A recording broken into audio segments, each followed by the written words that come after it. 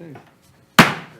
Good evening. I'd like to call the Prince Edward County Board of Supervisors December 10th meeting to order. At this time, we're going to ask Mr. Gillum if he would give us an invocation and lead us in the Pledge of Allegiance. Yes, thank you. Let us pray. Lord, we thank you for this day and this time to conduct the business of the county. We also want to keep in mind those that have been lost in death in the communities here lately. There have been numerous ones. And I want to also have everybody remember this time of the year, Christmas. It's a wonderful time of the year. Please again help us to conduct the business of this county to your pleasing. In Jesus Christ's name we pray. Amen. Amen. Pledge allegiance to the flag of the United States of America and to the republic for which it stands, one nation, under God, indivisible, with liberty and justice for all. Thank you, Mr. Gillum. Okay, at this time, if any member of the board have a conflict of interest, would you so declare now? I do, Madam Chair. As a member of Prince Edward County Board of Supervisors, I, David Emerson, am disclosing that I have a personal interest in the transaction under agenda number 20-C on December 10th, 2024 board agenda, the approval of a new credit card for the Office of the Commissioner of Revenue. Credit card will be issued by Benchmark Community Bank headquartered at 100 South Broad Street, Cambridge, Virginia. My wife is employed, and we are shareholders. She's a shareholder. I'm not. In accordance with Section 2.2-3712A of the Code of Virginia, I will not participate in discussions and votes when the county enters into transaction with Benchmark Community Bank, and I have filed a declaration of disclosure with the clerk of the board and supervisors and a copy. So if that needs to be changed, then it needs to be changed. I don't have any shares. Thank you, Councilman. Yes, ma'am. Okay, at this time, we'll do recognitions.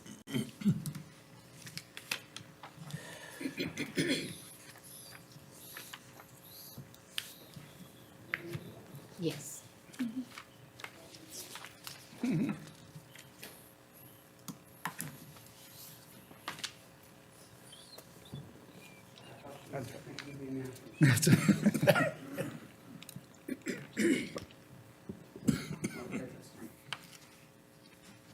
Recognitions is an opportunity for the Board of Supervisors to recognize achievements in our community with a focus on the accomplishments of students, employees, and our citizen volunteers who serve the County of Prince Edward. For December Employee of the Month is Tia Tucker, and unfortunately she is not here, but we'd like to recognize her. She has been with Prince Edward County since October of 2020 and has been an amazing asset to the Commonwealth Attorney's Office. Tia is the face of their office, and she greets everyone with the best smile and kindness, even when it might not be merited or when the circumstances are particularly tough. She is the model of professionalism and keeps everyone in the office laughing. Even when the public are being demanding and ungracious on the phone, Tia keeps a smile on her face and is great about bringing down large emotions. Congratulations to Tia, and we look forward to continuing to share her light with us for many years to come. Thank you so much. Let's give Ms. Tia a hand. At this time, we'll do public participations, and citizens wishing to address the board are asked to please sign the public participation register prior to the beginning of the meeting. And we'll have 20 total minutes for public participation, so 3 minutes per person. We had no one to sign up. Is there anyone in the audience who would care to speak at this time? Seeing none, we will move on. Okay, Board of Supervisors comments. Mr. Emmert. Just like to say to each and every one of you, thank you for being here this evening. We very much look forward to being here. I wish each and every one of you Merry Christmas. Thank you for being here. Always appreciate your support and your voice. And happy holidays. I echo those comments. Thank you for the opportunity to allow us to serve you. Thank you for so much feedback lately, reaching out to us, holding us accountable. That's good. We welcome that. So thank you for that. Merry Christmas. And Merry Christmas from Santa Claus. I have seen this man in action in that red suit. He pulls it off. Thanks for coming and participating. And,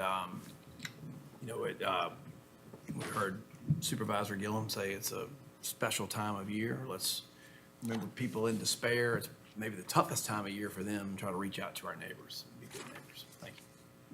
Good evening, everybody. We welcome you here. We are happy to see everybody, and we wish you a Merry Christmas and a most happy and prosperous New Year. Reiterate what everybody else has said. Glad to see everyone. Really hope everyone enjoys the holiday. And looks like our year's coming to a close. Another one's in the history books. And I hope our coming years turn out very well for all of us. Thank you. Thank you. And again, I echo the sentiments of the board. Look forward to everyone enjoying your family and the holiday season. Please be careful and be aware of your surroundings because a lot of people are snatching purses. So make sure that you hold on tight and just be careful whatever you do. And happy holidays to you all. Thank you. Okay, consent agenda. Move that the consent agenda be approved as written. Second. Any questions? It has been properly moved in second. Mr. Gillum, Yes. Dr. Pride, Yes. Mr. Watson, Yes. Mr. Jenkins, Mr. Jones, Yes. Mr. Yes, ma'am. Yes, Dad. and Patty Cooper Jones, yes. Thank you all. Okay, highway matters. Mr. Scott Frederick is with us tonight.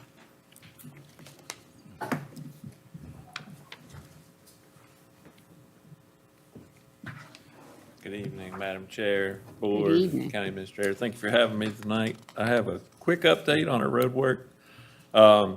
First thing I want to brag about is our pruning contractor out on 460. It's looking really good, all cut back. I think they're getting close to about 3/4 of the way finished with that work. So you'll continue to see them out there until they're going to cut the whole corridor. We're complete mowing for the year, but we're still cutting brush back behind guardrails throughout the county. So you can look for us to be out there in the roadways with our boom axes, and traffic control doing that. Some of the things from our last meeting that we've gotten done is on Business 460 out on the western side of town. We got the shoulder was kind of high there and it was holding water on Business 460. We got that clipped down and it's draining good. So I just wanted to follow up on that. That was a concern the board had. Some of the other work we've been up to is cutting brush back, just normal routine work, pothole repairs. This is pothole season. The freeze thaw has picked up and potholes are becoming more prevalent, but we'll stay on those throughout the winter. We're going to be clipping back shoulders throughout the winter. We're always preparing for snow. We've gotten through our dry runs and we're inspecting some of our contractor equipment now. We replaced a pipe on Route 659 about 2 weeks ago. We're currently working to replace a pipe on Route 703. And then on the 18th, we have it scheduled with a contractor to do a thermoform liner on Maharan Road. There's a pipe that failed. We're going to line that pipe. And then when we're done doing that, we're going to make sure the road's back to its normal condition there, shoulder fixed and everything. So just bear with us on that. And that's all the updates I had for the board tonight, but I could take questions, comments, or concerns. Yeah, I got some. Yes, sir. 711 Road, we talked about a speed limit sign or either some type of signage out there. At the last meeting, I think Ms. Puckett made note. At the November meeting? Yeah. Okay. I'll have to follow back up on that. I should have updated on it, but And- if, to do a speed study, we probably got that submitted to traffic engineering, but I'll follow up and make Okay. sure that that's been done. Also, we talked about mile markers. Yes, sir. 360 in Charlotte County, we use some of our county safety funds to do mile markers on that. And I spoke with you about doing that same thing in the Prince Edward section of 460. I just have to secure some funding to get it done. So I'm going to continue to work on that and follow up with you once we get it. I thought the board was gonna try to get you to do some research and come back with some Get a price cost together. estimates. And then we look at not necessarily safety money, because we already got another project already earmarked for the safety funds after you finish, Dr. Pride, and him, Sydney. That's right. So we need to look at, Yeah, so I'll get an estimate for that work together and I'll share it with the board and then we can put our heads together from there. okay. I mean, we could do it through attrition, but, for several reasons, the safety, the mile markers is important for our safety, identification, emergency event, incidents. Yes, sir. That's why Charlotte County requested it, because of emergency response. They can tell somebody That's right right. where to go, so. So we It wanna makes sense. tie into Charlotte off 360. Yes, sir. What do you think, Mr. Powell? All right.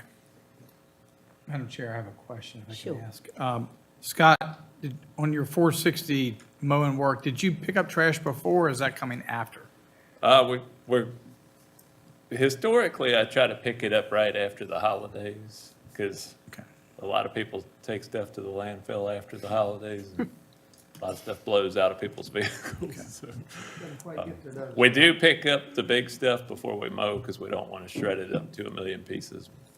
Right now, there's a lot of litter out there to be picked up, so probably a January timeframe we'll start on that.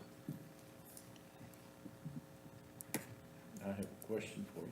Yes, sir. Several years ago, y'all acquired a milling machine that fit on the front of the rubber tire loader.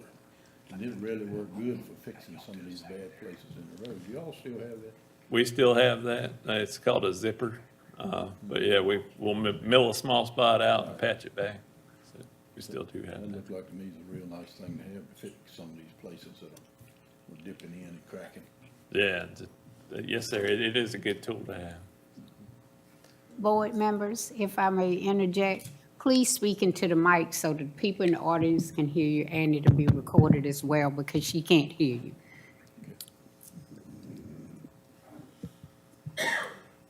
Any other questions? Thank you, Mr. Frederick. Yes, ma'am. Thank you. Thank you. All right, Mr. Stanley. Actually, we've got Dr. Scott Davis here to present our community partner update. I can leave though if you don't. No, No, we want to hear it. Madam Chair, Board of Supervisors, Mr. Stanley, thank you for having me this evening.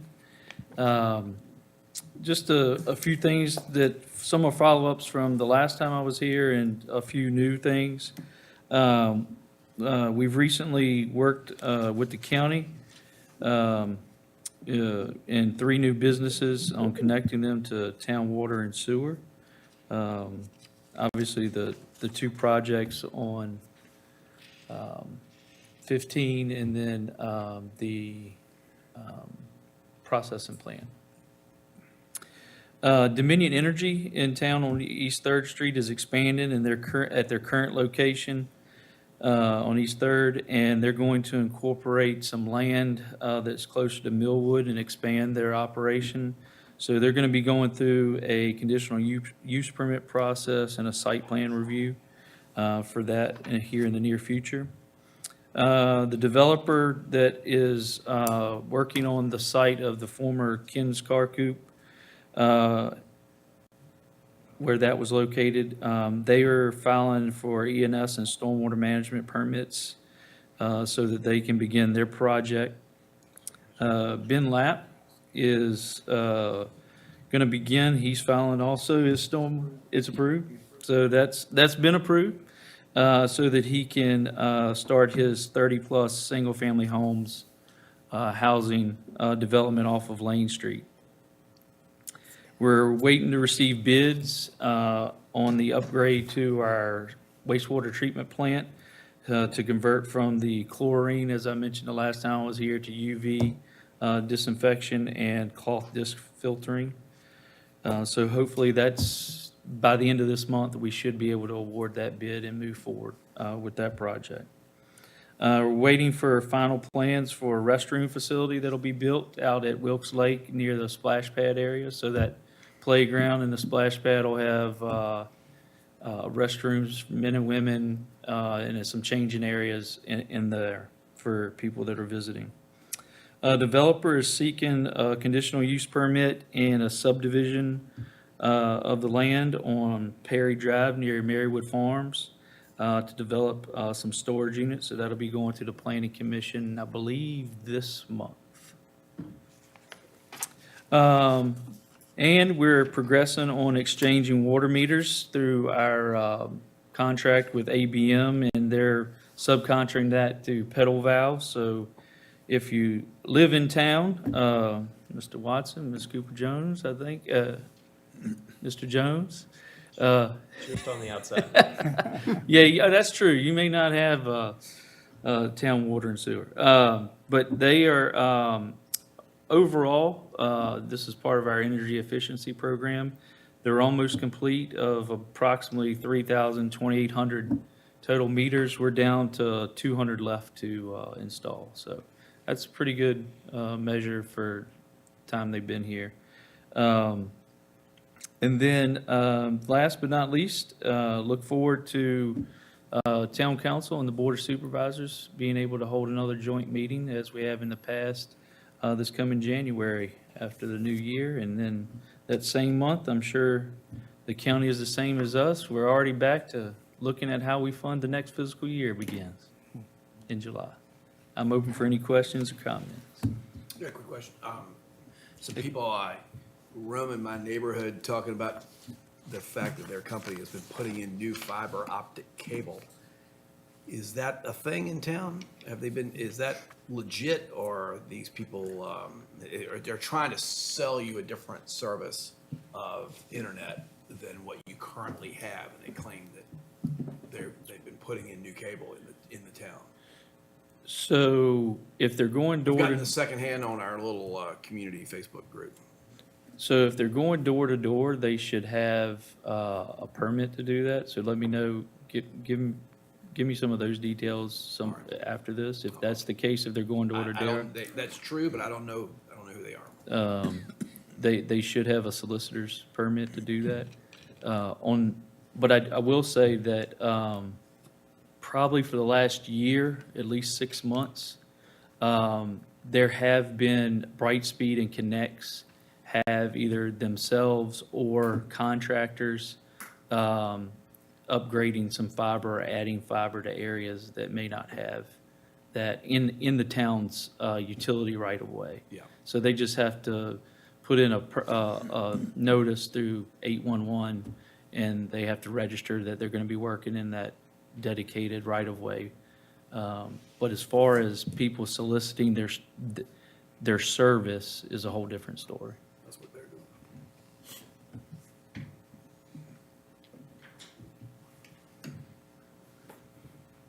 Thank you, sir. All right. Y'all have Have a good a evening. great Thank you. evening. Thanks, Thank you. I'll see you tomorrow night. Yes, sir. 6 o'clock. All right, Ms. Chelsea White.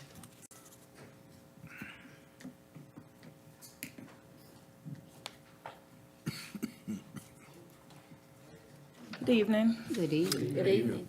I would like to introduce Ms. Tiffany Duffy to speak about the Hampton Inn and Holiday Inn Express. This is a part of our business spotlight. She has been in the hospitality industry for 16 years, with 7 of which being spent in direct sales. She also serves on the Prince Edward County Tourism Council and has been a pleasure to work with.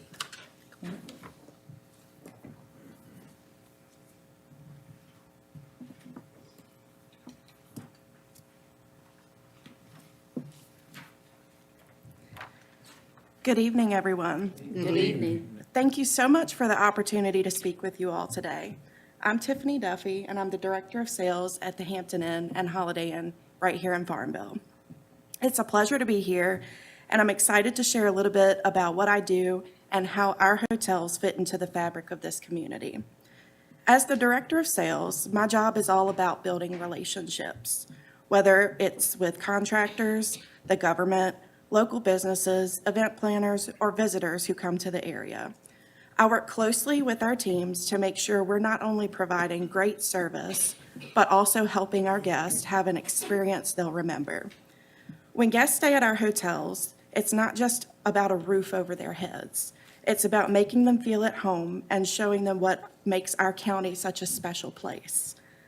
I'm sure we can all agree that Longwood and Hampton-Sydney are key parts of what makes this area unique. And our hotels are fortunate to be able to welcome families, alumni, and prospective students who visit for various events and tours. Whether it's the parents attending family weekends, alumni coming back for reunions, or sports teams and conference attendees, our hotels are proud to serve as a base for these groups and to help them experience the best of Prince Edward County. Another important part of my role is working with local businesses to make sure that the county continues to shine as a destination. By partnering with local restaurants, shops, and other local spots, we help create not only just a restful stay, but an entire experience.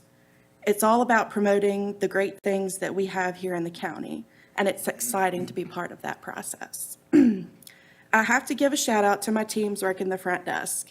They truly go above and beyond, making recommendations to all of our guests on things like what to do for fun, where to go, local historical landmarks to visit, where to eat, and where to get a good drink. Looking ahead, I'm excited about the potential our county has to continue growing. I'm committed to working with the county, Longwood, Hampton-Sydney, and all of our local partners to bring in more visitors, build stronger connections, and keep Prince Edward County moving forward. Thank you again for your time and support. I'm looking forward to continuing to work together to make our county an even better place to live, work, and visit. Thank you, ma'am. Thank you. Any questions?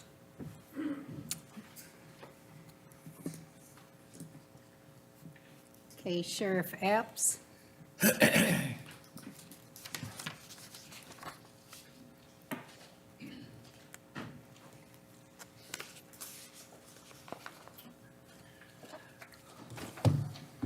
Good evening, everyone. Good evening.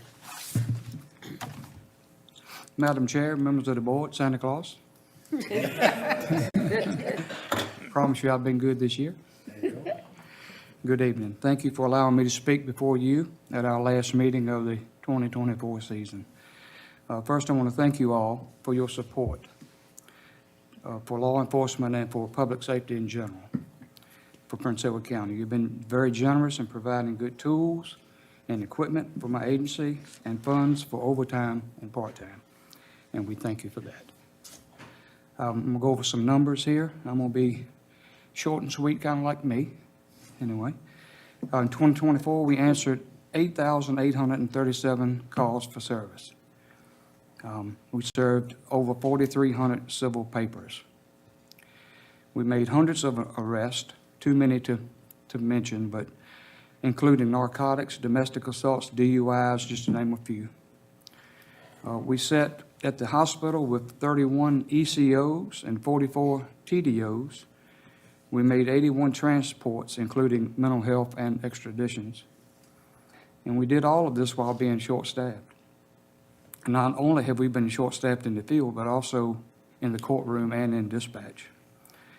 But while being short-staffed, overworked, and tired, my staff has been and is dedicated to serving the citizens of our county. I am proud of my department, and I hope that you are too. I am proud to report that we have recently hired 3 road deputies that will start the 28-week academy in January in Lynchburg.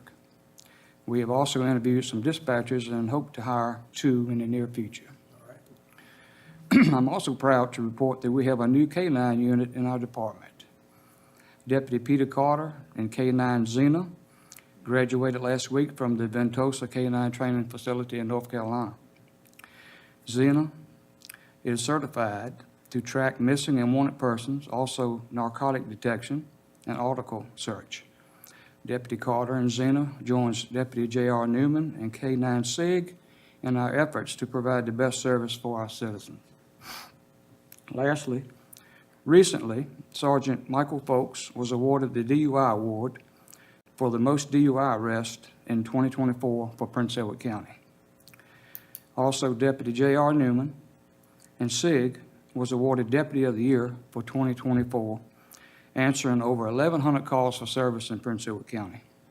They're both here, and I'd like to recognize both of them now.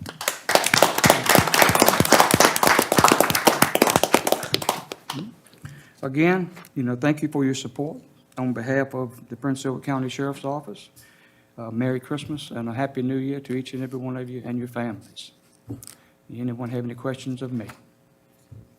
Thank you very much. Thank you. Thank you. Appreciate everything.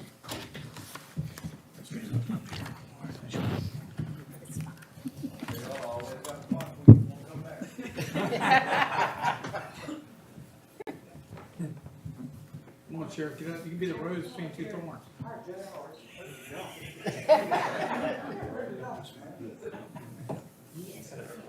Let me get the pen.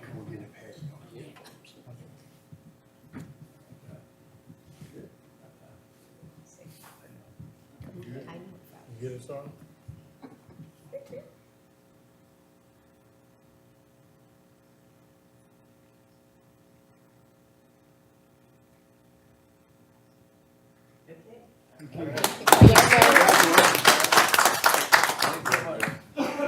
Thank you, guys. All right, Mr. Stanley. Madam Chair, members of the board, this fall, the county administration has been blessed to have 2 interns work in our office. And I'm, as a former intern myself, I realize how great an opportunity it helps people build their resume and get practical real-world experience.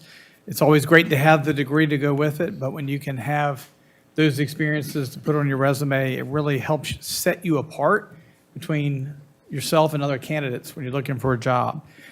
So we've asked both of them, this is kind of last week, and we'll have both of them come up and talk a little bit about their experience. First, I'd like to ask Naya Casimiro to come up. Naya, if you would come on up. Naya's from Woodbridge. She's a political science major with a pre-law concentration at Longwood University and is expected to graduate in May 2027.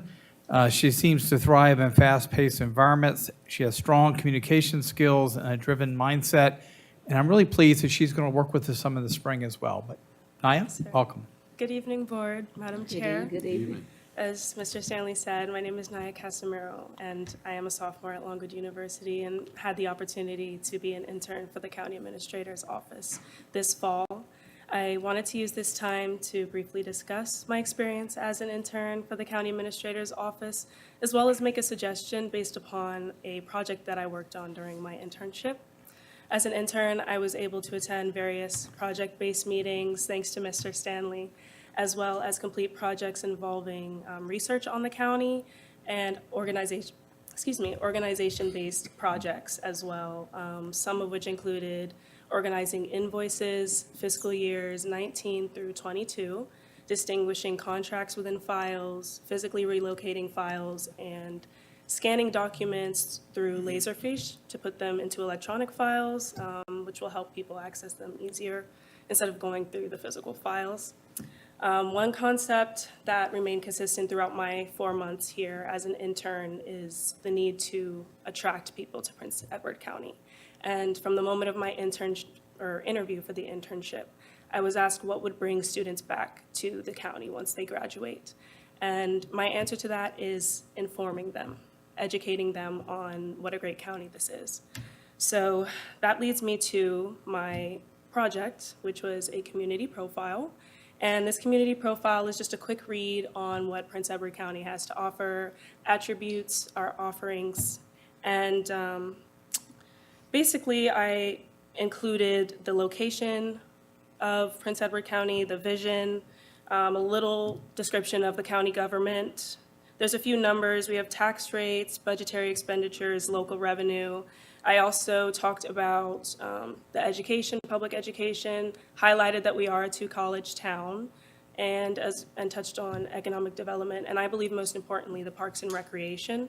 I feel that this is something that should be placed in areas of high volume where we have a lot of visitors and commuters and students coming in. So the top 5 highest or top employers are Longwood University, Hampton-Sydney, Prince Edward County Public Schools, Walmart, Centra Health. I would also say that hotels and our parks and recreation itself should include some community profiles or more advertisements about what Prince Edward County has to offer, as this is where we're getting a lot of people coming in to find out what this county is about. The vision of Prince Edward County is to remain progressive, diverse, and inclusive, honor its heritage, and collaborate with citizens to achieve prosperity, educational excellence, and lasting public safety, while ensuring fiscal responsibility. But out of that entire vision, I just want to focus on the word progressive. And I feel that with educating those who do come to the county, we can achieve that progressive goal. When we post something or put out information, and this is something that can be posted year to year, and I feel that if there is posting of goals that have been attained and goals that have been met essentially, and people can reflect on that year after year, there's an element of proof that that vision remains sturdy and that is being fulfilled. And I think that's important when students want to look at where they're living when their lives are starting to begin. And that applies to students and outsiders in the county. And not only does that help outsiders, but your residents do see that there is proof of achieving goals. And with proof is trust. And trust makes people come to the homes, fill up these homes, and come to stores and want to visit such a great county. But again, being the hub of a 7-county region, I think this area holds so much potential for growth. I know we were talking about the hotels and hosting these families. So when we have people coming to the area, I think it's important to just truly inform them on what is going on here, because it's a great county. And I myself would like to return here, and a lot of students are spending a great chunk of their life here. So it is important that they learn where they live, because doing this project, I learned a lot about where I live. And before I finish, I would just like to thank the county administration staff. I know not everyone is here, but it is a very positive environment, and there's been unwavering help towards me during this fall semester. And I have definitely been inspired and motivated and have seen a great growth in my workplace skills, but that is due to role models like themselves and all of you, because it is very powerful to see leaders of communities coming together and ensuring that their communities have the best quality of life possible. And I just believe that this is a great experience for anybody to be able to do and have a role in, whether you're political science or public administration major. I think it's important that something like this is more advertised. So I am going back to my department to have this opportunity highlighted a bit more, because it's not very advertised in my department. But I am very, very lucky to come back in the spring semester, and I would just like to thank you all, and thank you all for your time. Thank you. Thank you so much. Thank you. Next, I'd like to ask Trey Grizalecki to come up. Trey is joining us from Mechanicsville. He was a familiar face to county administration.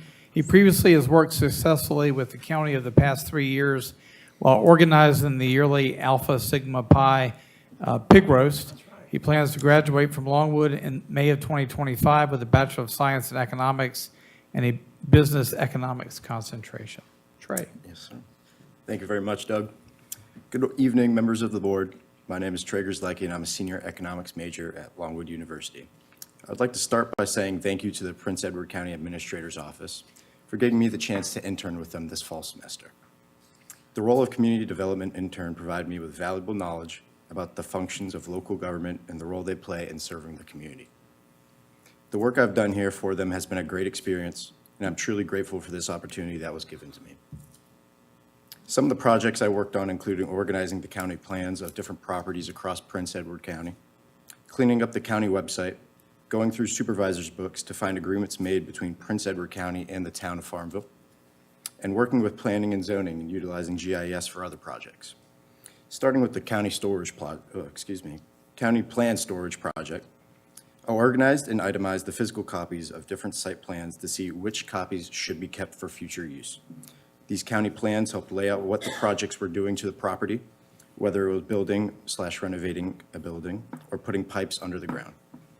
This helps give current staff historical context and mapping as to what has taken place in the past. Going on to the county website project, I contacted each department within Prince Edward to verify that the information on their department's page was correct and accurate. This helps the citizens of Prince Edward County smoothly find out the answers to questions they may have about what's happening in the county or department. The third project I would like to touch on is was going through the past Board of Supervisor meeting books to find agreements made between the town of Farmville and Prince Edward County. This helps give context, once again, as to how the two governing bodies have interacted in the past and their relationship. It was also pretty interesting to see the history of Farmville, seeing as how I went back to 1980. I was trained on GIS and helped the Planning and Zoning Director, Robert Love, on some of his projects. This included finding adjoining properties and finding owners of said properties. Some other miscellaneous things I did over the semester was sit in on meetings and help work on PowerPoints being used to help sell Prince Edward County to businesses and show what we have to offer to them. Sitting in on various meetings such as Verita, Chamber of Commerce, Tourism, and many more. I enjoyed these as it helped me paint a full picture of all the functions of county and local government. In conclusion, this internship with Prince Edward County has been a great one. Once again, I express my appreciation to the Prince Edward County Administrator's Office for giving me this chance to join their team for the semester. It's been a great learning experience, and I'd recommend it as it has given me valuable knowledge that I can take with me throughout life. Thank you. Thank you. And Sarah, you want to get a, Picture. Naya and Trey, if y'all would come up, we can get a photograph. Trey, I appreciate you putting us in the old category there, 1980.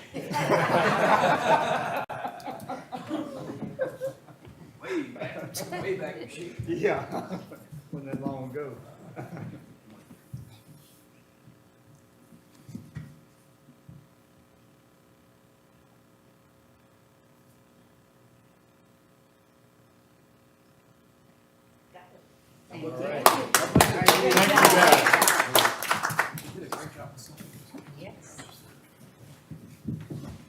Yeah, Harrison, you're the only one. I know you are. I was getting ready to tell you off too. All right. Department Directors Reports. Mr. Jeff Jones for Solid Waste. Oh, my gosh.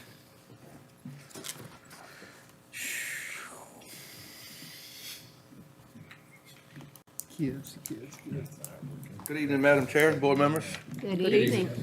2024 has been busy, but first I'd like to thank y'all for y'all's support, with the equipment and air needs at the landfill. As y'all know, we're growing every year. CLF construction is complete. We're waiting on our final inspection from DEQ before we can start placing trash in that. I've got some numbers for you, and I just did back since July. Since July up to today, we've taken 4,904 loads of trash. That does not include dirt, concrete, brush. That is just straight working face trash. We've took in 12,789 tons of trash since July. We've hauled 210,000 gallons of leachate water from the landfill to the town of Farmville since July. We held a household hazardous cleanup day in November, and we had 100 participants take place. These are the things that just caught my attention. We took in 165 gallons of pesticides. We took in 495 gallons of used motor oil, burnt motor oil, antifreeze, any type of old gas, fuel, just oil and fuel mixed together. We took in 12 4-foot by 4-foot by 4-foot tall pallets of nothing but used liquid paint, stains, stuff like that. Which I thought was a great participation out of the county. I mean, we were busy for a while. Like I say, we had 100 participants take place. Me, myself, Paul was there, Doug and Sarah. We worked it that Saturday, and I'm hoping to do it again next year. That's almost 500 gallons of used motor oil that could possibly end up in our landfill, which is it's not a good thing, as we all know. We've had a highest daily tonnage in August of 298 tons, 298.7 tons we took in one day. We're averaging anywhere between 165 to 190 a day, and an average truck weight, average number of trucks of about 50 to 60 a day. So we stay pretty busy from 8 to 3:30 to when we quit taking trash. Let's see, as far as cell F continues, once that's finally inspected, we will be able to start our fluff layer, which we will have to separate hard debris, soft debris. First 10 foot can only be soft debris, so we'll have to separate all of that. It'll be a little bit more hectic coming in, but we'll have to separate all of it. But that sale should last a good while before we have to do any other kind of permitting to take care of anything else. Does anybody have any questions for me or any comments or whatnot? All right, well, I thank y'all. Thank you. And I hope y'all have a Thank good you so Christmas. Thank you. Next, we will have Ms. Kim Allen from Social Services. Good evening, ladies and gentlemen. It's always good to Good be evening. in your presence. As the others have done, I'm going to go over some high-level data for 2024. Our benefits unit started the year by finishing out the Medicaid unwinding process, which began in 2023. This entailed finishing the last of the more than 7,000 overdue Medicaid renewals left from the COVID public health emergency. And as those were completed, the work still didn't stop there. And thankfully and hopefully, we never hear the word public health emergency again in our lifetime. But our benefits unit received over 3,000 applications for one or more program areas this year, including SNAP, Medicaid, TANF, child care, energy assistance, or PIP, which was the new additional energy assistance program in 2024. We also completed over 1,500 SNAP, TANF, and Medicaid renewals in 2024, and that's just in our benefits unit. Over the course of 2024, we had nearly 7,000 unique clients who received some type of benefit, whether it was SNAP, TANF, Medicaid, or a combination of those. So we served a lot of people during 2024. Our services unit received over 200 child protective services referrals and over 100 adult protective services referrals during the year. And with that, they completed over 110 investigations or assessments in those both combined areas. They also provided supportive prevention services, which includes case management, oversight, referral coordination, funding assistance, that sort of thing, to over 20 families and to an additional 42 vulnerable adults throughout the year. And we serviced approximately 39 individuals through the guardianship program and screened over 80 adults for either nursing home level care or assisted living level care. On the legislative side, some changes kept us on our toes. The Parental Child Safety Placement Program was created through Senate Bill 39 and House Bill 27. They were both passed during this year's General Assembly. And the Parental Child Safety Placement Program established timelines around the utilization of alternate living arrangements where children are residing in the care of relatives and fictive kin to prevent entry into foster care. This program, although it's a very complex one with very tedious and very tight timelines, it's going to benefit both parents and children alike, and it aligns all of the local DSS agencies across the Commonwealth to utilize the same processes and procedures. Previously, every locality was doing something different, and it was a hot mess, if we're being honest. We had children that were under safety plans for years on end with no end in sight. There were children that were not returning home. The parents were not getting the services. So this evens the playing field and puts us all at the same spot where we have to adhere to this, and I'm glad the General Assembly made the choice to implement this.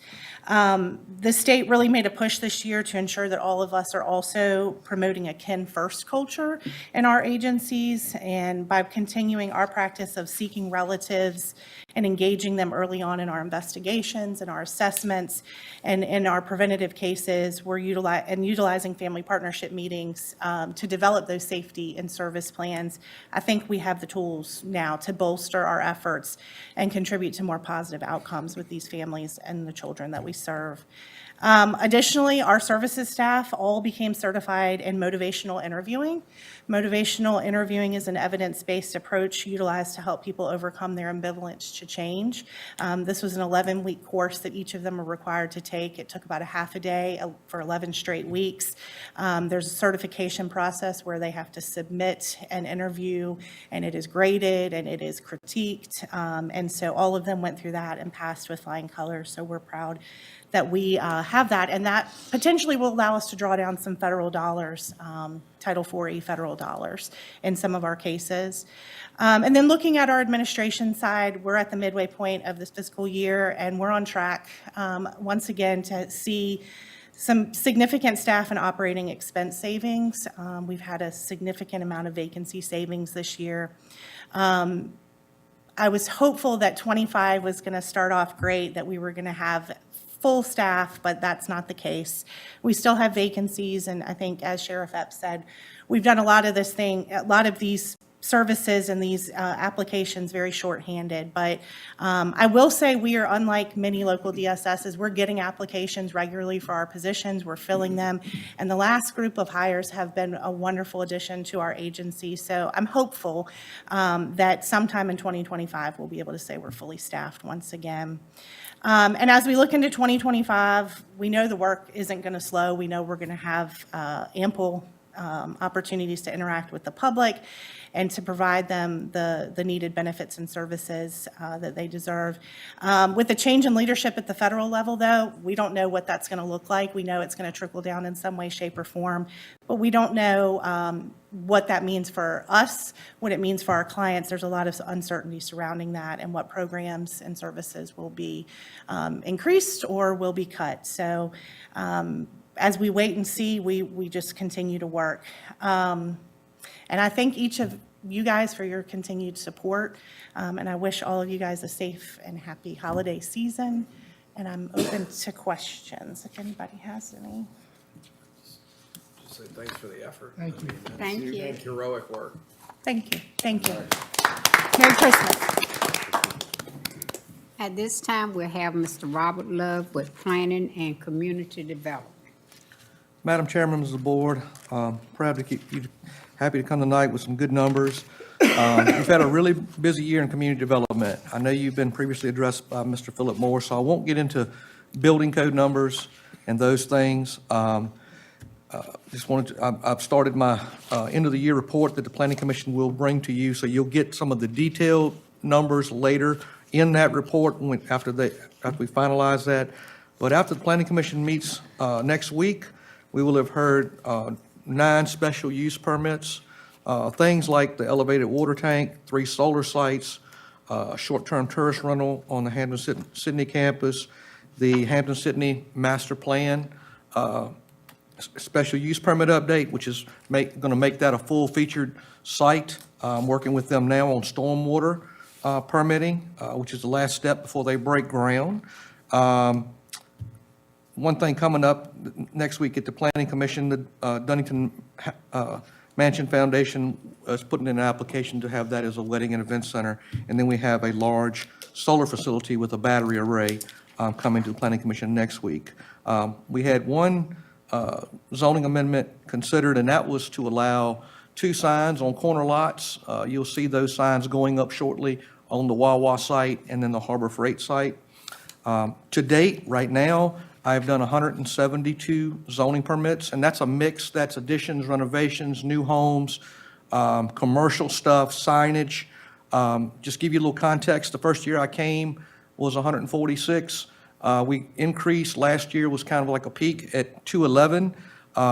But because though this number is lower than it was last year, we have way more commercial activity in the community. And I'm going to speak on that now. Right now, as it stands, I pulled a DEQ report. We are a Virginia Stormwater Management Authority, so we act as DEQ on commercial sites. We have 27 total stormwater sites that we manage and inspect. Myself and Trey Powell are the inspectors. 6 of those sites are in the town of Farmville. We are their stormwater authority. We do the permitting. They do the ENS, but we do the storm side. 21 county sites. Of that 27 total, we had 10 new commercial sites in 2024. That's a big number. Some of those include the Prince Edward County Elementary School renovation, the Zion Hill development site that the town manager spoke of. That's 36 new homes.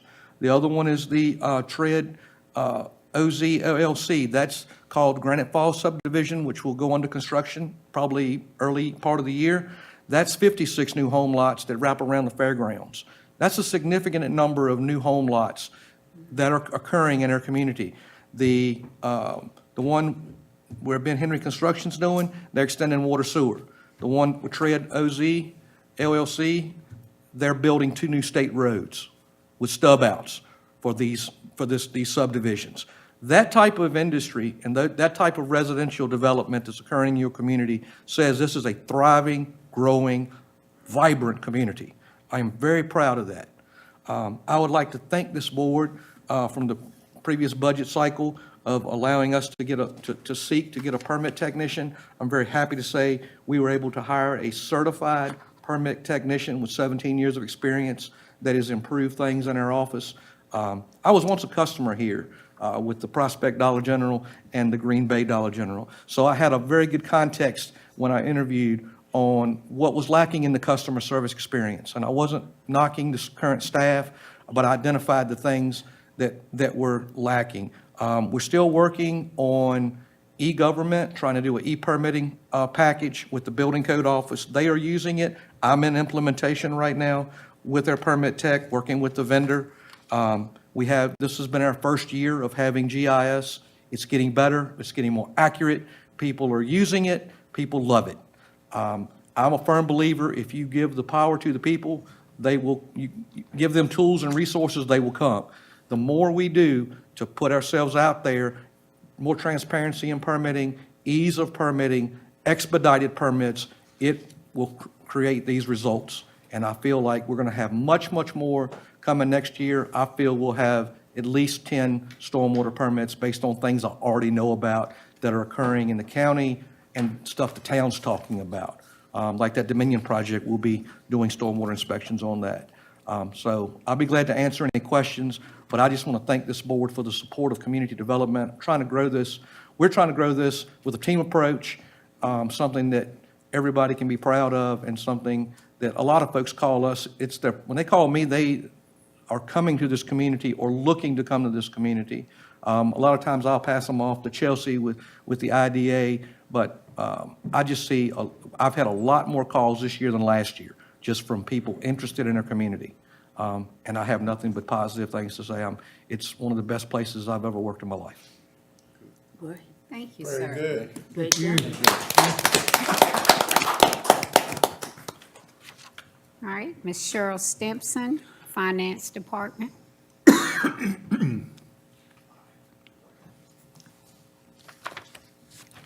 Good evening again, members of the board. Starting with the bad news, because, it's finance. I'm sure you're aware that our FY24 audit will not be completed by the end of the month, but that has not been through the fault of the county staff. That was something with Rutherford Moss and their staff. But in a discussion with Josh Roller at RFC, he says he's gotten everything he needs, and he anticipates he will be completed and ready to present the audit to the audit committee and the board on January 14th. The CAFR will be sent to the Auditor of Public Accounts, DEQ, and VRA no later than January 31st. From accounts payable, I'll give you some numbers. We've processed payments totaling $18,662,828.93, with 3,091 checks to approximately 690 vendors. And we process on a 2-week schedule. The county has hired 29 full or part-time staff since January of '24, and 21 are full or part-time staff have resigned, been terminated, or retired during the same period. So we've got people coming in and we've got people going out, but we're better at average then. As of November 30th, we have billed for 33,192.74 tons of materials brought to the landfill. And for the current calendar year, we have billed $1,066,427.61. And the treasurer's office has collected $1,095,687.39. We are continuing our attempt to collect on overdue debt, and we've had some success with getting payments for accounts that are 60 to 90 days overdue. Currently, that amount that is overdue for those 60 to 90 days is $26,800.16. We have been receiving some calls from vendors lately that they're not getting their mail. As we all know, mail's been running slow. So we've been talking to them about emailing their invoices to them. Next is, last year's budget season was completed timely despite the state's delay, and we continue to appropriate funds as approved by the board. The board has approved the budget schedule for FY '25, and we anticipate that everything will go smoothly again with the board's continued support. The employee committee continues to meet monthly, and the board has recognized some of the county's best employees as recommended by department managers and citizens. I'd like to take this opportunity to recognize the many county employees that work behind the scenes to keep the county running smoothly that will not be recognized publicly but deserve recognition because of their hard work and dedication to the county. Lastly, December and January promise to be busy for the department as we close out calendar year 2024. W-2s and 1095s will be provided to staff no later than January 31st, 2025, and 1099 NECs will be completed and sent to our vendors by that date as well. Federal and tax forms will be submitted electronically to comply with policies. I expect we will also start preparing for budget season with meetings set up for the various departments, and employee evaluations will be completed by department heads and reviewed by the county administrator in preparation for merit increase requests in the FY25 budget process. I would like to personally thank the board for their support of our department as we work to keep budget, finances, and payroll running smoothly. I wish you all a happy holiday and look forward to working with you again next year. Thank you. Thank you. All right, next we'll have Trey Powell with Emergency Management. Good evening, Madam Chair and Board. Good evening. Quick overview of 2024. Again, like everybody said, it was a busy year. These are some of the highlights. In the response area, 4 active missing person searches that occurred in coordination with the Sheriff's Office. I'll say that all were found safe and all were found within the same day that they were reported missing.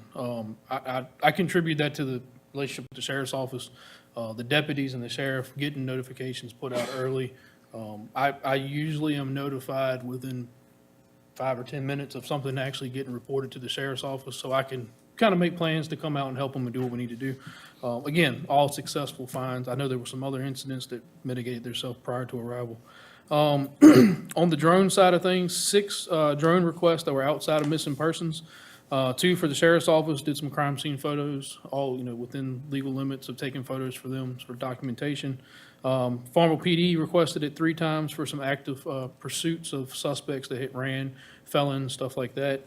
Then I assisted Nottaway Emergency Services with a mutual aid request for a training enrollment in Nottaway, do some photos for them to have for documentation. There was 5 hazmat incidents in the county, 3 involving motor vehicle accidents, simple diesel fuel, motor oil type stuff, nothing major. We did have 2 spills. One was inside the town limits of Farmville. I assisted Farmville's emergency manager and the fire department with a tanker that was leaking some hazardous materials. And then we had 1 gas pump that spilled some fuel on the town in the county. 1 water rescue during Hurricane Debbie on the Appomattox River at First Rock Road. Successful, nothing too major, just had to get an individual off top of the car. And of course, I've supported the local emergency services as needed throughout the year, during the daytime, nighttime, whatever they need. On the planning side of things, supported the voter register with an IEP, an incident action plan for the 2024 presidential election. This is something we've done since I started, and I believe Sarah had done some of this previously with some elections. But basically, it's just, so we're all on the same page if something does happen, power outages, natural disaster that could occur during the election, so there is no disruption in that election process at all. So we have backup plans where to go, signboards, generators, stuff like that. Supported the Go Tell America crusade with planning with local law enforcement and emergency services. Again, with the sheriff's office, I was on site Sunday for the first day of it. We stood by, just kind of monitored what was going on. Everything went very smooth for that whole event, very well attended by the community, and I think that was a well-planned, organized event for them. On the radio system, we've completed the detailed design review, which is basically making sure that everything we need and everything we wanted is in the plan. All of the equipment for the towers has been ordered. The plan right now is for that to all be shipped to Chicago. Motorola has a huge warehouse in Chicago. They stage all of the equipment there. They actually build our entire system inside the warehouse. The plan is sometime in March or April, go to Chicago. We actually get to use the system. We actually get to break the system to make sure it does what it's supposed to do redundancy-wise if something fails around the whole system. And then they'll ship it to us to be installed. So and excited about that process to see everything get to working and the insides and outs of it. The portable radios and mobiles for the vehicles should be ordered by the end of the month. Tower site work, the civil engineers were out showing the vendors what needed to be done. Those bids should be back to Motorola shortly, and we should probably start site work around March. On the grant front, again, just reiterating some of the stuff we got this year, the FEMA Assistance to Firefighters Grant, that'll be towards the radio system, $990,000 to pay for the radios for the system. I'm currently working on submitting a new FEMA grant for the Firefighters Association to try to get them a new air trailer to help fill air bottles and stuff like that. We also submitted that into a CIP process for the county, so trying to find any avenue we can to secure some extra funding on that. I got notified today after hours that a grant I submitted through the Virginia Department of Fire Programs, it's called a mini grant. Historically, the past couple of years, they haven't put it out for it.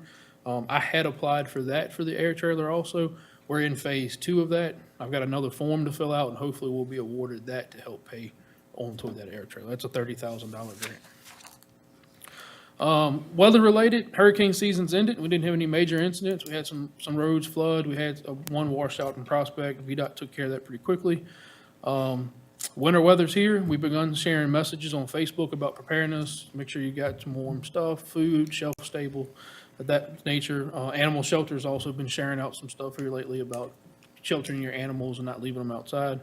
One thing I am excited about on the weather front is after the last hurricane, we had some flooding in town. Debbie kind of gave us a little bit of water in town. We flooded a little bit. Historically, we're seeing that more and more now. Partnership between VDM and the National Weather Service, we had a river gauge installed on the Appomattox River at First Rock Road. So now that'll give us an insight to the water coming downstream. We don't have to wait and guess what's going to happen in town because the gauge in town's on the bridge going into Cumberland. By the time it gets there, it's already here. So now we'll have that distance to say, hey, we've made it up to certain feet here. That should equate to X in town. First Rock, that's west end of the county, like. Right there across from King Rental on the right-hand side, yeah. First road it crosses in Buckingham. So hopefully, once we get some historical data on that, I believe this event, actually this rain event we're going to get the next day or two is going to give some of that data. We should reach minor flood stage or below that, so we should be able to see kind of how that gauge is going to work for us. It may take a couple months to get the data right. Attended a meeting today with the National Weather Service, the town of Farmville, and Longwood University on becoming storm ready in the county. Basically what that means is we're sharing out information when there's severe weather in the county. We're pushing that through Everbridge, Facebook. The 911 center can use information and push out to the citizens. It's a project that Sarah tasked me with when I started, but obviously we know what happened when I started. COVID hit and everything stopped. But today we kicked that first meeting off, and I'm proud to say that I reached out to Hampton-Sydney today, and they're on board with it also. So we should have both colleges and the town of Farmville and the county. Hopefully by the beginning of 2025, we'll have a nice presentation and say we're storm ready in the state with the National Weather Service. Last thing to tell you, just a couple numbers. Total fire and EMS calls as of November 30th, 2025, 1,596 fire calls in the county, 3,792 EMS calls in the county. And just like Robbie said, and everybody else has echoed, I don't see that number going down. When you talk about adding 60, 70 houses, and you continue to see that growth in commercial and real, residential, it's going to continue to go up. So, take any questions? All right, thank you. Thank you very much. At this time, we'll have Ms. Chelsea White with Economic Development and Tourism.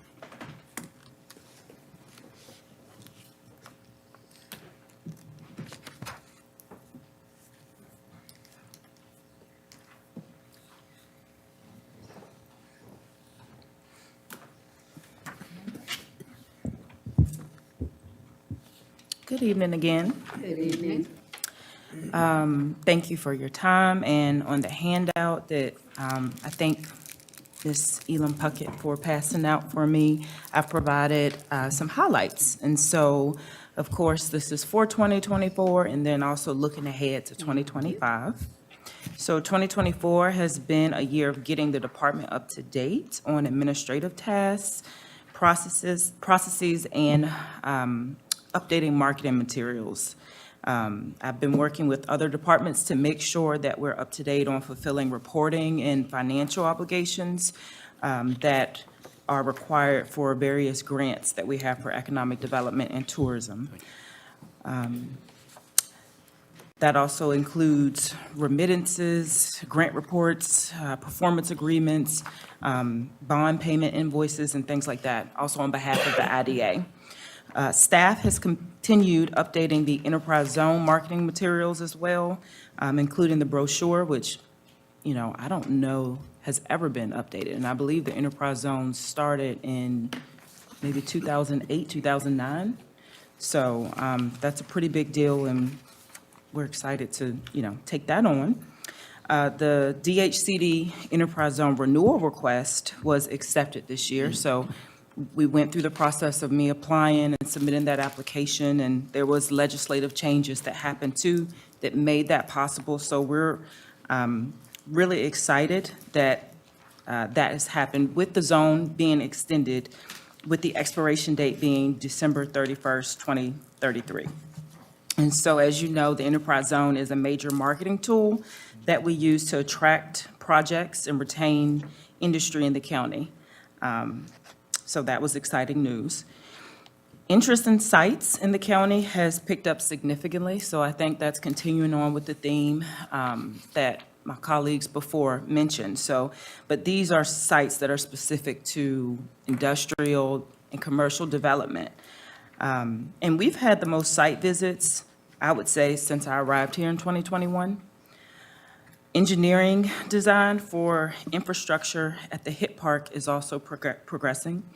Designs for the water main and the water tank are nearing completion, and Phase 1 on the Industrial Access Road design is expected to begin in the first quarter of 2025.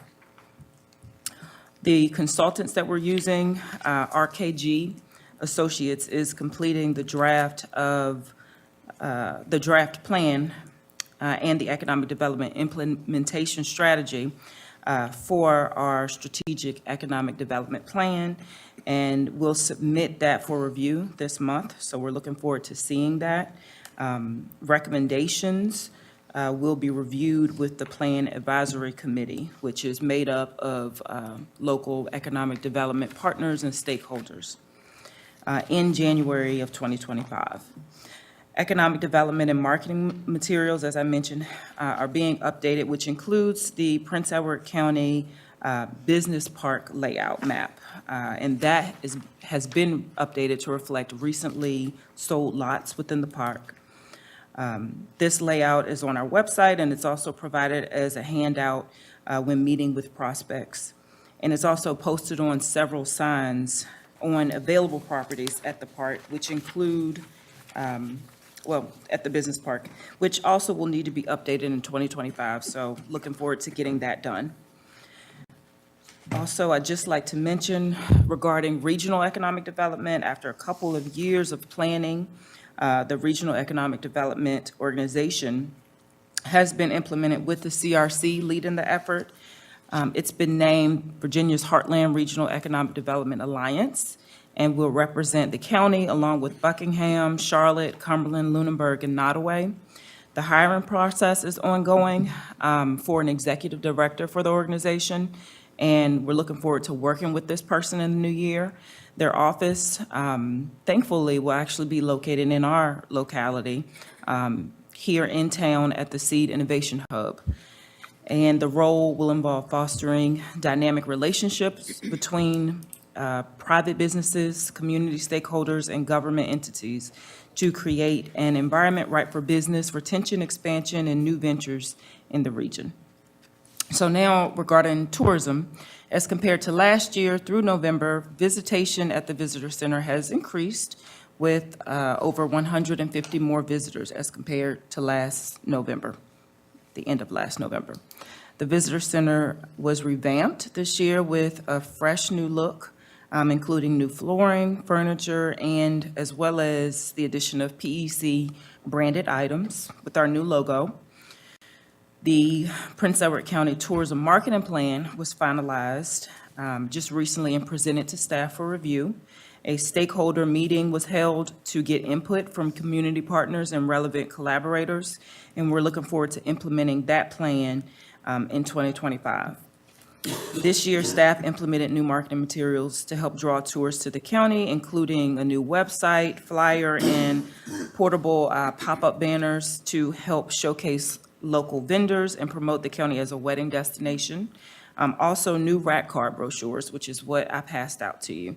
And those, can be or will be given out to businesses in the community, for instance, at the hotels, just different places to showcase what we have, point people to the website, and show them more places where they can go to visit sites within the county as far as tourism. Regarding staffing, Ms. Molly Kinahan has been onboarded as the full-time tourism coordinator, and she was promoted from her part-time role of marketing assistant. So thank you again for your support in bringing her on the team and then also allowing her to continue on in a full-time role. Ms. Shirley Ragland recently retired from her travel counselor position, and she's actually been working for the county for over 15 years. So we're sad to see her go, but we hope that she enjoys her downtime. Also, we now, because of that, we do have a part-time travel counselor opening. Also, our STEPS volunteer, Ms. Frangella Johnson, has completed her 2-year term, and STEPS is also in the process of finding a replacement for her, and so she will also be missed, and we wish her the best as well.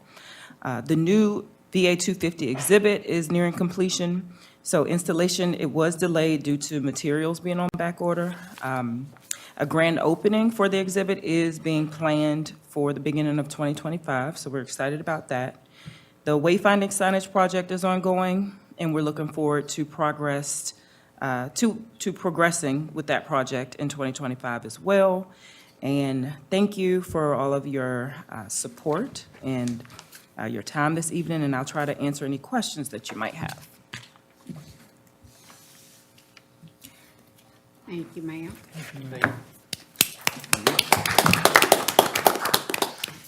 Now, Ms. Sarah Puckett for citizen volunteer appointments.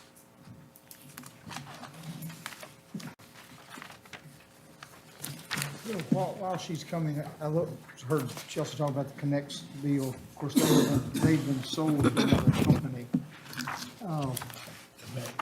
Yeah, Connects has been sold. They were doing all of their stuff underground. Now see if they're going overhead. Part of the deal with CRC and everything else was so that it would be underground. Now, if there's a storm or whatever else and your electricity's out, you're not going to have the internet either. They're not taking everything above ground. I think they're looking at certain areas about going above ground to speed up the development and deployment of the project.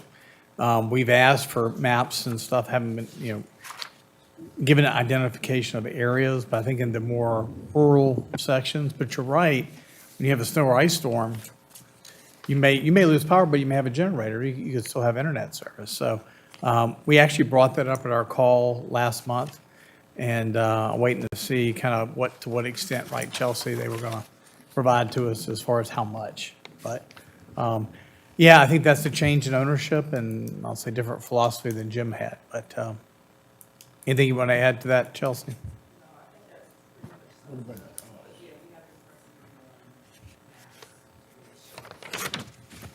Where? How much? I just noticed out in the counties that I see a lot of it going overhead now instead of being underground. And I saw just today 2 of their underground pedestals that were broken where somebody had run over them, which was something that I brought up when they first started. They were putting those pedestals as close to the corners and things where any road tractor or whatever else that turned in. They said they would withstand it, but proof's in the pudding that it didn't. But I just noticed this week especially how much overhead was going, some of it along 460, so the whole theory of it being just in rural areas doesn't cut it. So I think you need to press that. But we need to, or whoever else, and of course, I'll get CRC to do the same thing since we're the ones that kind of, we're stakeholders in that. Is that in violation of their? Well, that's kind of what I'm wondering. I'm not saying I it is. don't think it's in the contract. I don't, is it bait and switch? I think, Jim, it was a preference for Jim. But again, new ownership and, I think it is cheaper. But you have to pay pole attachment fees to the over the long term, it's probably more expensive. And that's what, Jim didn't want to pay the pole attachment fees to all the power companies. So, but again, I think we just got to kind of find out what the extent, because they're over 50% of the county is underground. How much of the remaining portion of the county is going to be overhead? Right. Yeah. We got a call come up on Friday, and I'll make sure I Thank you. ask that question. Thank you, Chelsea. Thank you. Thank you, Madam Chair and members of the board. I will direct your attention to page 217, which is in your table pack. That provides the most updated list of citizen volunteer applicants.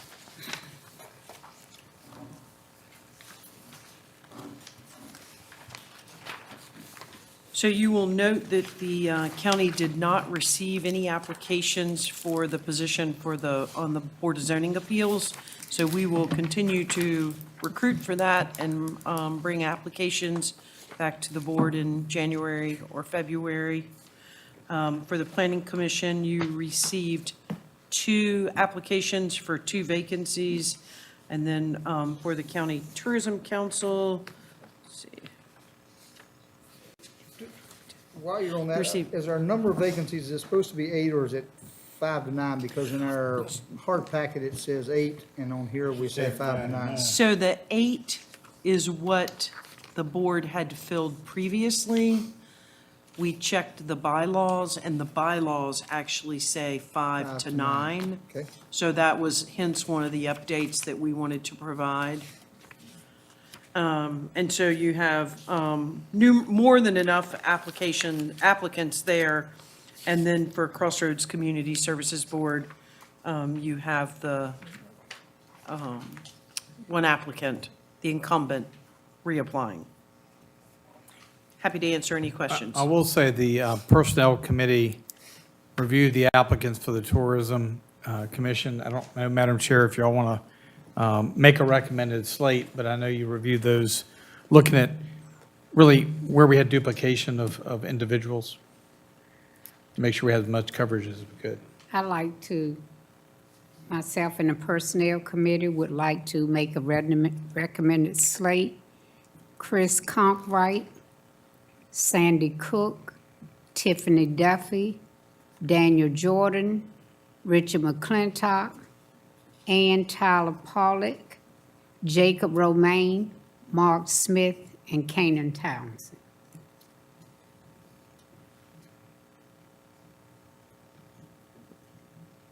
We need a second. Board recommended a second. I second that. It's been recommended and seconded. All in favor? We'll start with Mr. Gillum, Yes. Dr. Pride, Yes. Mr. Watson, Yes. Mr. Jenkins, Mr. Jones. Yes. Mr. Townsend. Yes. Mr. Emmett. Yes. Thank you all. And then you have the Planning Commission and the Crossroads Community So the Services planning Board. commission is 2 positions? Yes, sir. I'll make a motion for John Hogan and David Hart. Just before we do that, let me ask one question. If I'm not mistaken, Supposed to be one, I think. a couple years ago, we decided that the first time that someone resigned or whatever, that we would cut the number of that. Am I right or wrong? Now, it's just, yeah, you're right, but I thought we was doing, so these two gonna go back to 9? No, this is 8. This will be 8. Okay, Plus one, your board member. Plus your board member is Okay. 9. one representing each You have, district. you have one, we're still working on getting to the 1 per district. And then your member of the Board of Supervisors is your 9th member. Where we ought to sync at with the districts. If you make these 2 appointments, District 1 and District 8 still need representatives. We have 2 representatives in District 5 and 2 representatives in District 7. So I believe it'll It'll take wait till they us roll off. 2 more years. Okay. Okay, So all the, right, so these two be okay. so the eight was not a total number, that was just 8 from the community and 1 from the board, is I that feel like correct? somehow we have made the attrition that was necessary, and the 8 is 1 per district plus the board representative is 9 now. I These think we two- used to have 9 plus 1. These 2 seats are basically, it was Henry's seat, and it was Jack Leather. Right. Let's see. And Mr. Leatherwood's seat, I had informed the Personnel Committee, Mr. Leatherwood's seat was in fact a unfilled term. He still had term remaining, or he had time remaining in his term, but we're going to make both of these appointments so that the class will be there was only one Okay. position that was expiring in 2024. This way we'll have 2. So we try and have an equal distribution of when terms expire. Okay. It helps with continuity. I made the motion for both of them, John Hogan and David Hart. In that case, I'll second it. Okay. That's the case. All right, Henry's Mr. term Emmett? is up. Yes. Henry's term is up. Yes, sir. He didn't reapply. Right, and District 5 already has 2, so in order to meet that district equalization plan that the board had enacted, we have to, What are the two? Mr. Pringaman and Pringaman. Ms. Sandlin. Thank you. Yes. Yes, sir. All right. Mr. Townsend? Yes.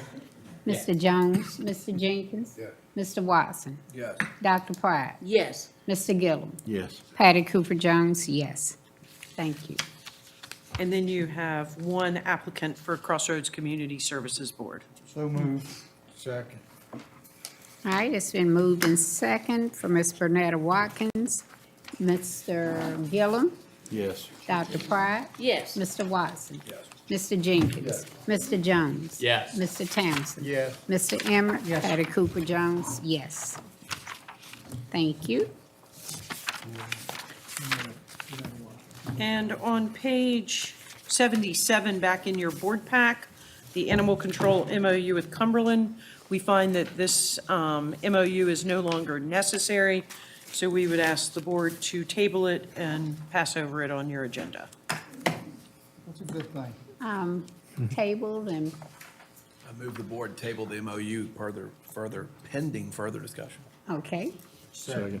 Got a motion and a second. Mr. Gillum, Yes. Dr. Pride, Yes. Mr. Watson, Mr. Jenkins, Mr. Emmett, Yes. Mr. Townsend, Yes. Mr. Jones. Yes. Yes. Patty Cooper Jones, yes. Thank you, ma'am.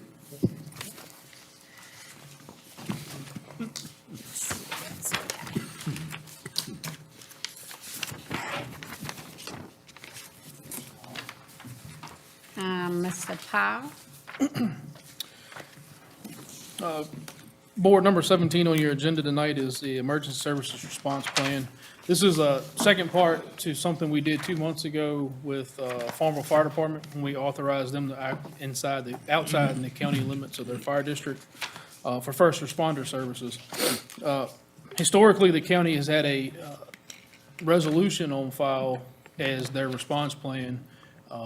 After reviewing that and reviewing some other counties that were around, I thought it was best that we come back with an administrative document that could be changed easily as things change throughout the county's time.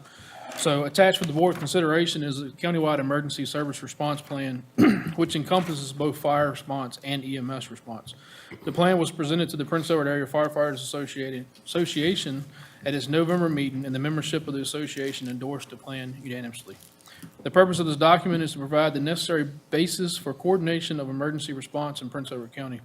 The document provides both operational and administrative guidelines. Additionally, Virginia Emergency Medical Services Regulation, Section 12 VAC 531-370 mandates that each EMS agency that responds to medical emergencies in its primary service area shall be a designated emergency response agency, which is what we did with Farmville for their area. A designated emergency response agency shall provide service within its primary service area as defined by a local EMS response plan set forth in Regulations 12 VAC 5-31-610. Talking with the association as I typed this document, that really brought everybody together, so everybody can have this document as one whole vision. Attached is the resolution for adoption and also the plan, and I'll be glad to answer any questions on the plan you may have. Unanimous approval by the Firefighters Association. Firefighter and Peavers is part of that, so they approved it also. So moved. Second. Been moved and properly second. Mr. Emmett? Yes. Mr. Townsend? Yes. Mr. Jones? Yes. Mr. Jenkins? Yes. Mr. Watkins? Yes. Dr. Pryor? Yes. Mr. Gillum? Yes. Patty Cooper Jones? Yes. Thank you. Thank you. Number 18 on your agenda is the radio system project, American Tower ATC lease. Part of the radio project cost, and one of the unknowns is obviously the lease of the tower sites, because that's a negotiated process. On December 12, 2023, the Board of Supervisors approved the purchase contract with Motorola Solutions for a P25 trunked UHF countywide radio system in partnership with the town of Farmville, Longwood University, and Hampton-Sydney College. The system is designed to use 3 tower sites within the county to ensure 95% radio coverage. Tower site lease agreements are not part of the purchase price and have been under negotiations with our radio consultant, CTA, for the past several months. CTA has provided staff with the final lease agreement for the Douglas Church Road Tower site. The current lease is for $2,950 with 3% annual escalator for the period of 14 years. This lease represents the current average industry standards lease cost for a tower site. Attached is the lease for your review, and obviously we recommend approval for the lease to continue forward. Trey, do we have any idea of what a tower will cost? To build a tower, I've heard that as long as we were within the $2,500 range, a little above that, it wouldn't be beneficial to build a tower of that size. The other thing to note is the ATC tower on Douglas Church is 350 feet tall. The county's current ordinance stops everything at 199, so we're getting a little bit more bang for our buck on the height there. Our consultant has told us that this price represents not being able to build a tower. I think the other thing, this is a 15-year lease, right? 14. Eventually, you'll have, hopefully, as additional cell towers, I know we have one proposed out your way, Lou, but as cell towers go up in these more remote areas, maybe we're able to negotiate a free spot at some point down the road that we could move on to. But again, if you're at 199 feet, you're not going to have the coverage of a tower such as this one. And the way the ordinance is written is the antennas cannot exceed that 199 either, so we can't even go above that. This is the tallest tower in Prince Edward County. But this is a monthly lease, so over 14 years, this is going to come out to about $500,000. Right. And we'll end up lumping that into the maintenance cost of the system, so we'll share that amongst the group, but it'll have to be lumped in and negotiated with the town and Longwood and That's Hampton. actually over $500,000, Yeah. because in 5 years' time, you're over $3,000 a month. So you're gonna be If you add the escalator to a it per million, year. yeah, you're gonna be 5,006,000 or something of nature in less than 14 years. 560,000. That's pretty close. Yeah, Yeah, 560,000. wasn't far off from my Yeah, head. you one decimal point over. We paid a consultant to get the industry average. Yeah, I'll tell you that this lease started at $8,900 a month is when the first draft. sent it back a Yeah, the couple draft came and it was more of a FYI email to us that said, hey, this is what I got back first, and obviously we didn't even entertain that. I'd imagine we have one more lease to execute also. I'm still waiting on that language for the Prospect Tower site. It's probably gonna be somewhere in the same ballpark of $2,500 to $2,900 per There's month. one in Prospect, you said? Or Yeah, the one right there at the convenience site on 460. So where's the third one? Dominion, and historically, Dominion does not charge the government. We've been very good partners with them.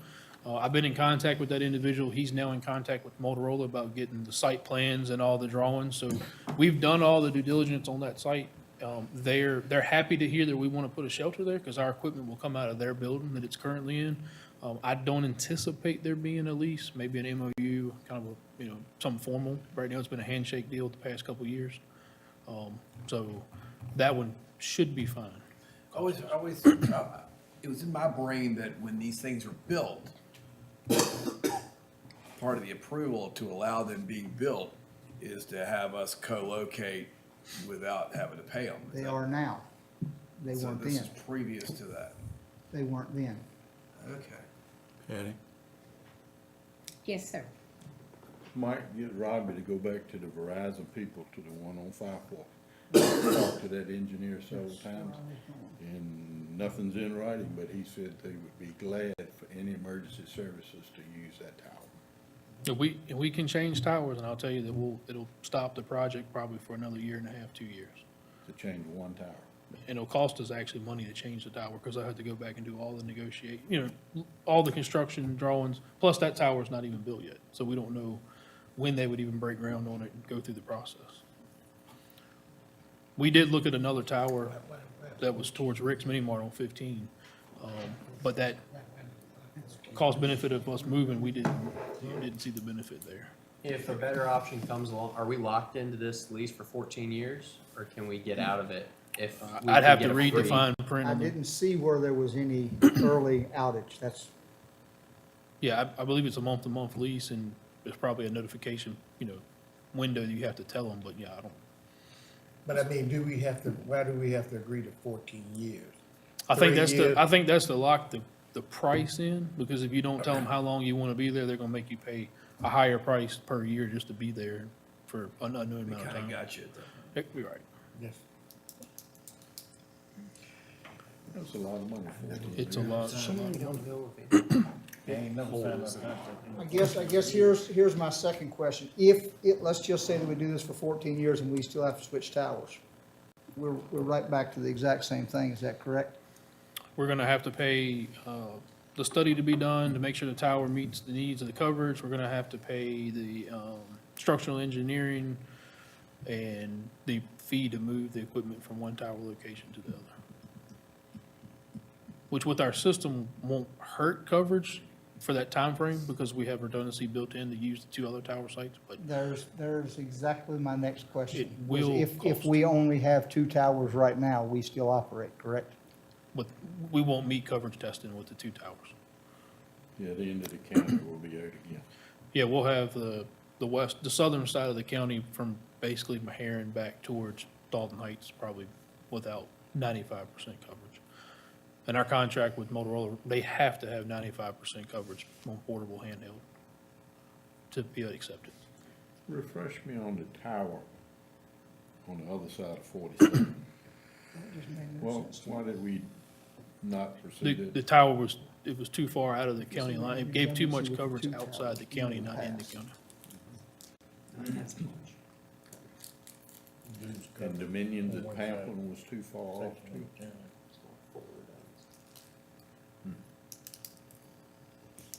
That particular tower site, let's just say we have a hurricane that blows it down. We still have coverage with 2 towers, correct? We will have coverage. We may have spottier coverage than we had with the 3 tower site, but we still have coverage. And y'all looked at different configurations using different available towers. This was the configuration to provide the The best for the coverage county. Yes. into those, I'll say, more rural areas of the county. Right, right. I mean, the money is important, but it's more important to saving lives. For me, never had a contract for 15 years, except for my mortgage. How does the coverage of the 2 tower, the redundancy coverage, how does that compare to our current analog coverage? I'd have to look at the map to tell you. I think, so in other words, we don't have 3 towers, we don't have the same, we don't get the 95%. Bottom line. Yeah. You'll probably cut it a third. Yeah, you'll lose some bottoms, you'll lose some in-building coverage. You'll And you'll that's lose a the whole lot idea towards why the we want southern to part of the county, probably. Out of our way now, if you follow Spring Creek all the way to Madisonville, that whole low area is nothing. Somebody's gotta be, if it's at the bottom of the hill, somebody's gotta go up on top of the hill to translate. Get the radio traffic. The message. See, that's a life health safety issue.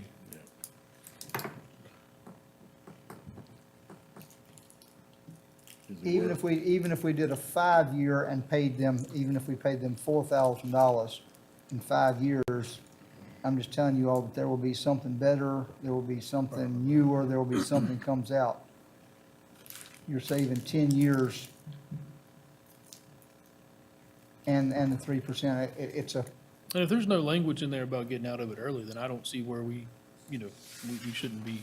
I'm not a locked in. lawyer, but from all that I've ever been in court, if it's not in there, that means you can't. That mean you Am can't I get there, it. Terry? Speak That to mean- me. Yeah. That means you can't get out I mean, I'm of it. just gonna, Yeah. So we, I'm one of the board, but I will vote to table this until we can until January, till we can at least ask them if we could do a 5-year term. And if they go up, then that's gonna be up to us to decide whether we wanna do that or not. But for me personally, economically and financially, you could do a 5-year term with that particular tower and have the coverage that you want.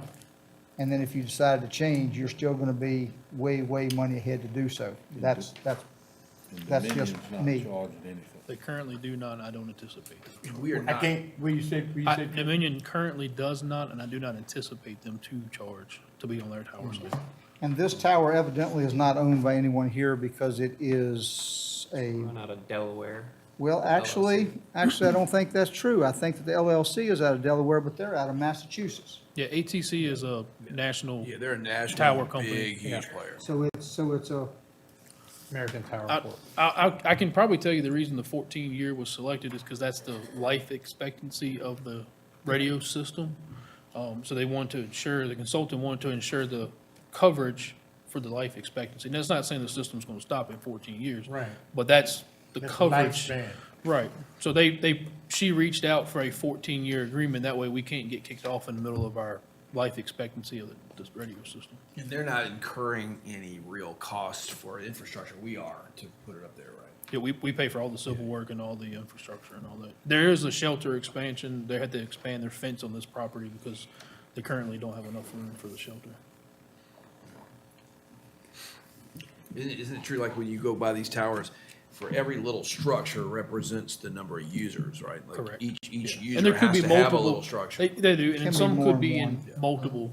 Could be in one structure. It depends on whose equipment it is. All right. I think the downside is that, let's say you did it 5 years, and you get to the 5-year period, and we say, hey, we want to do a 5-year extension. They said, no, we got somebody else willing to pay more, or they boot us off. Or that'd be 10 grand a month. Where are we at that point with the system? I don't think these people will boot anybody off. They'll add more to it. I don't think They can add to it until the structural says. You can't even more weight. Yeah. Right. So, and this tower is a guide wire tower, so it's a narrow, thin tower. I don't know where the load capacity is on it, so. I was gonna say, do we know how many more people could get on it? I don't have the structural analysis on it. I mean, our stuff is not dropping that down to where it's close, but, we're putting 3 antennas and 2 microwaves on it, and, 4 antennas and 2 microwaves on it. So, at about 325 feet, I think was the last drawing I saw.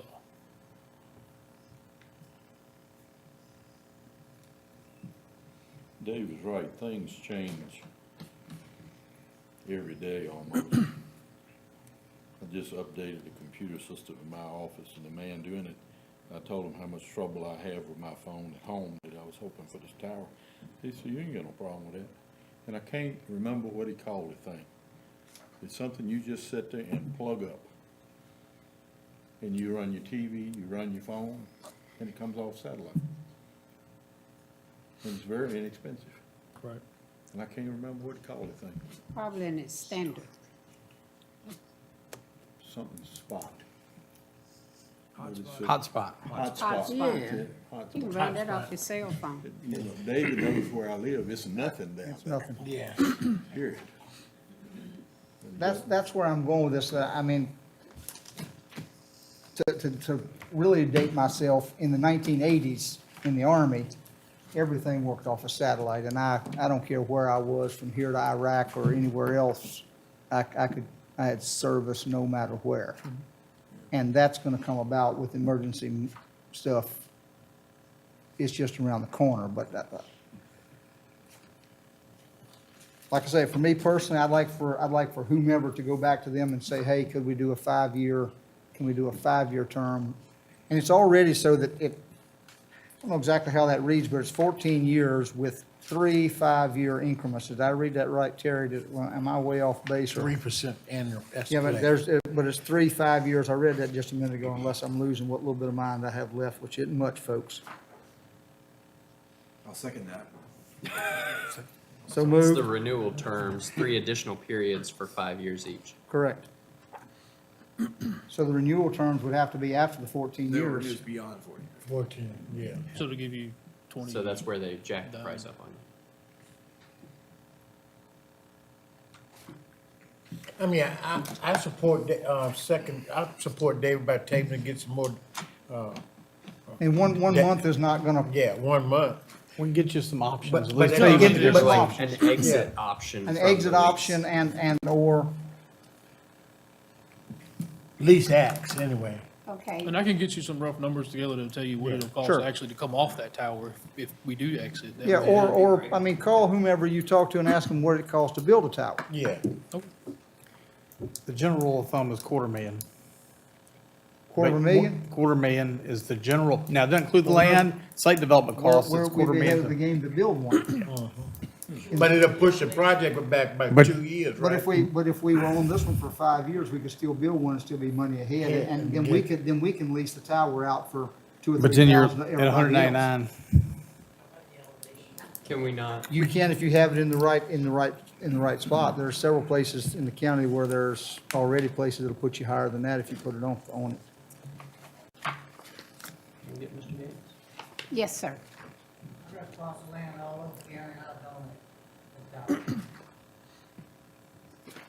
Just, I mean, an option for us to look at. I'll be glad to get whatever information y'all would like to see and present it back to y'all. Thank you, sir. Mr. Yates?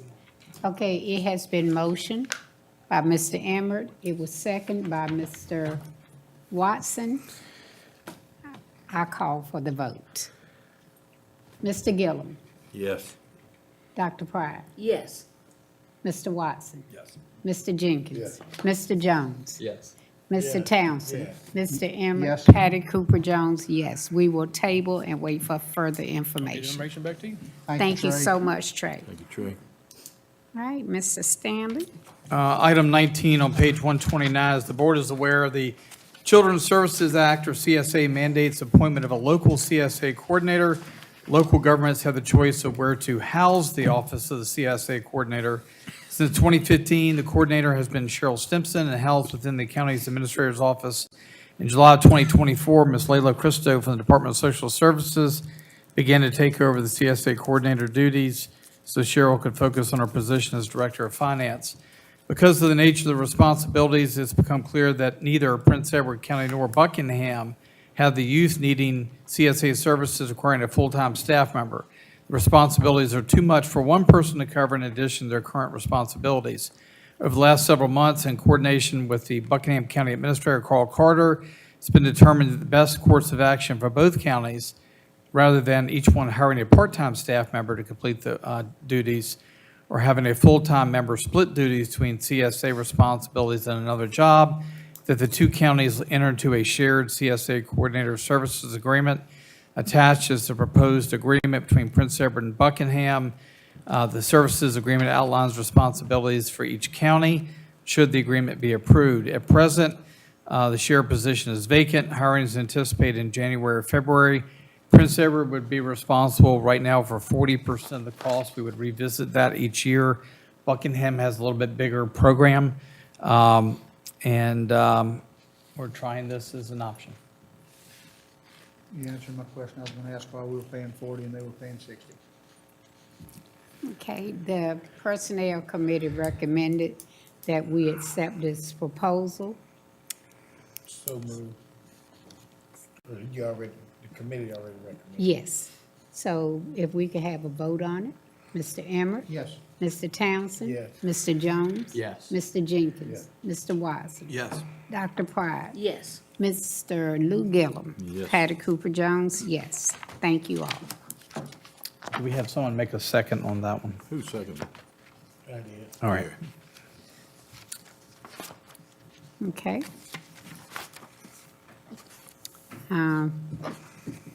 Ms. Cheryl, you up? Yep.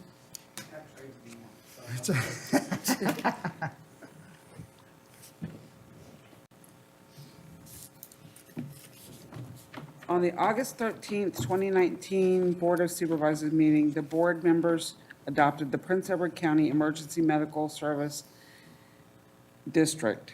The establishment of the district will allow the Board of Supervisors to annually levy a tax on the assessed value of property, real and personal, within the district.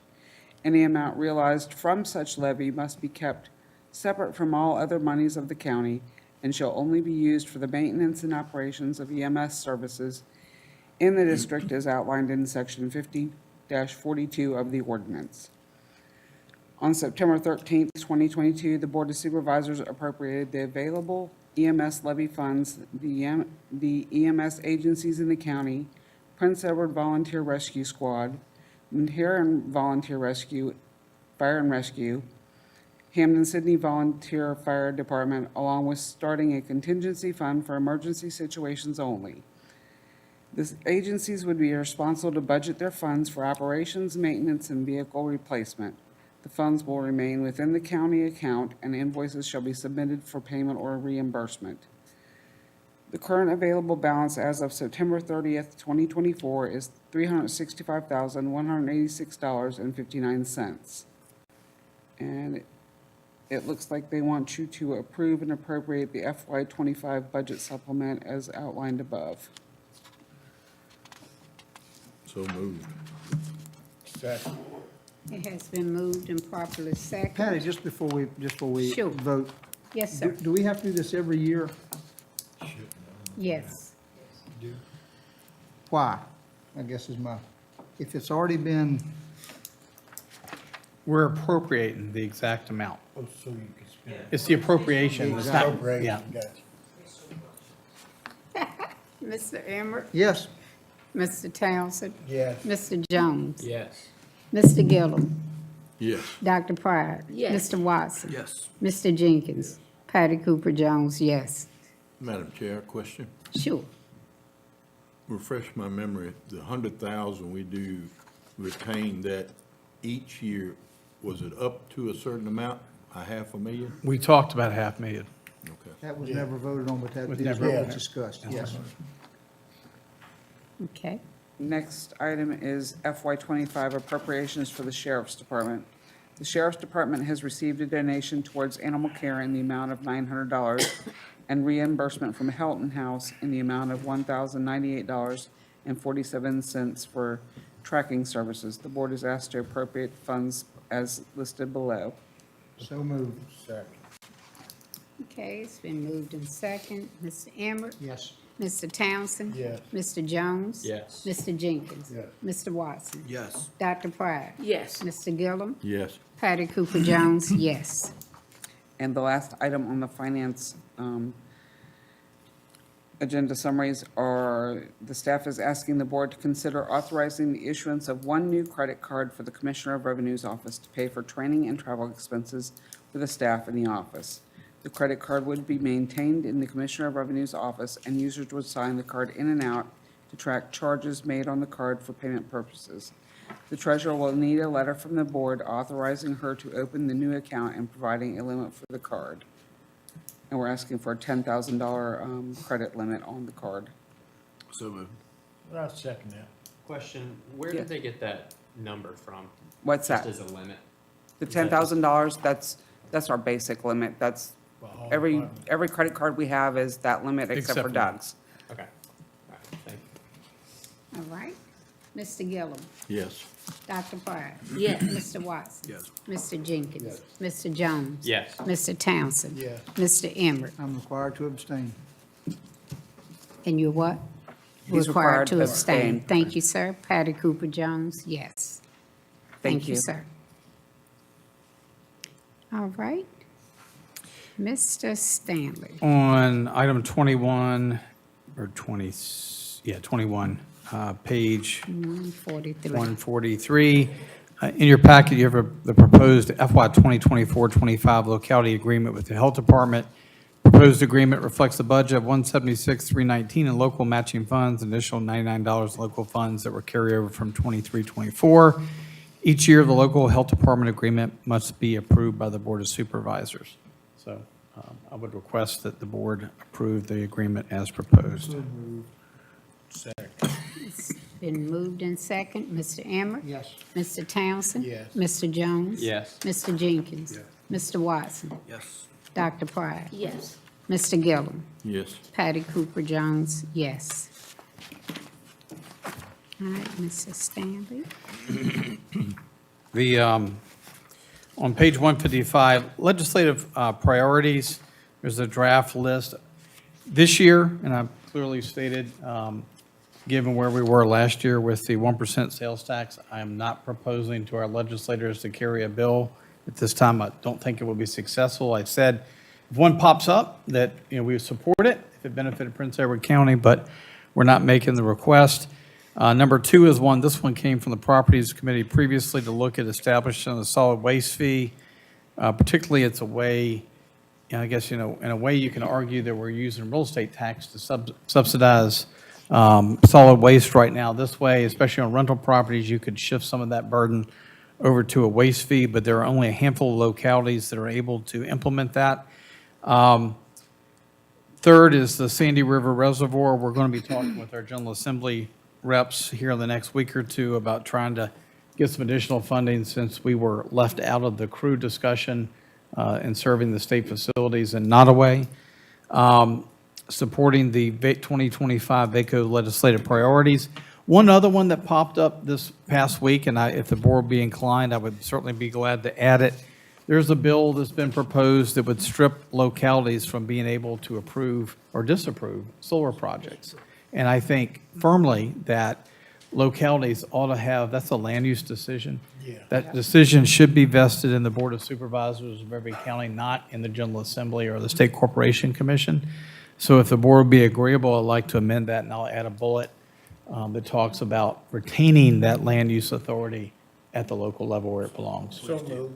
I agree with that. I support that movement, and I support the Sandy River Reservoir project. Philosophically, I cannot support the increase in the tax as a priority or the fee, just because it's another form of tax. Okay.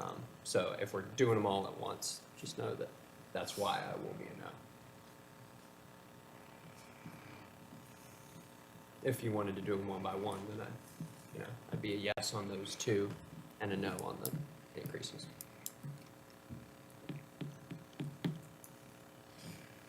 Okay, do we even need a motion for this? I would like the board to adopt it in some I version. got a couple of questions. VACO, I know Okay, asking for more federal and more state funding for fire and EMS, right? Yeah. And the per diems, local and state, Jail facilities. yeah, Yep. okay. We would just support, If they co supporting that, I Yeah. just can't Okay. remember, not, we need to do it. All right, so the 1% sales tax, you're not asking for that? we would say we'd support it if it came up. We're not, If it came we're not up. asking anybody to carry it for us this year. Okay.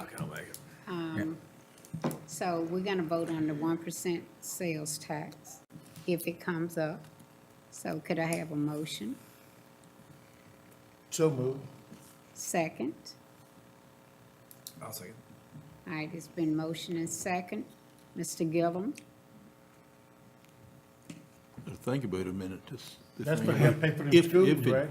Yes. If it comes up, Yeah. you know, Yeah, if it comes up. Pay for them schools. I guess, yes, if it comes up. Yeah. If, We're not All gonna right. spend any money trying to get. Dr. Exactly. Pryor? No. Dr. Pryor? Yes.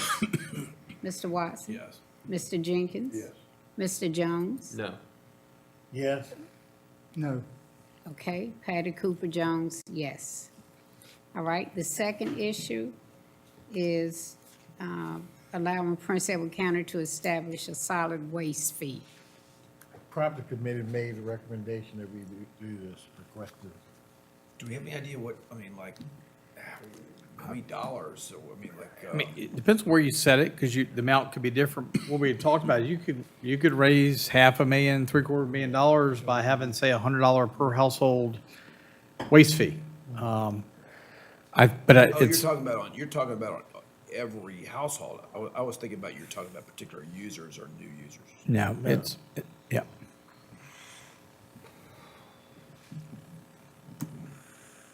Okay, We was talking more about the landfill. Does not require you to do it. Oh, because we don't have the ability to do it right now. Is that what you're Right. saying? Yep. Right.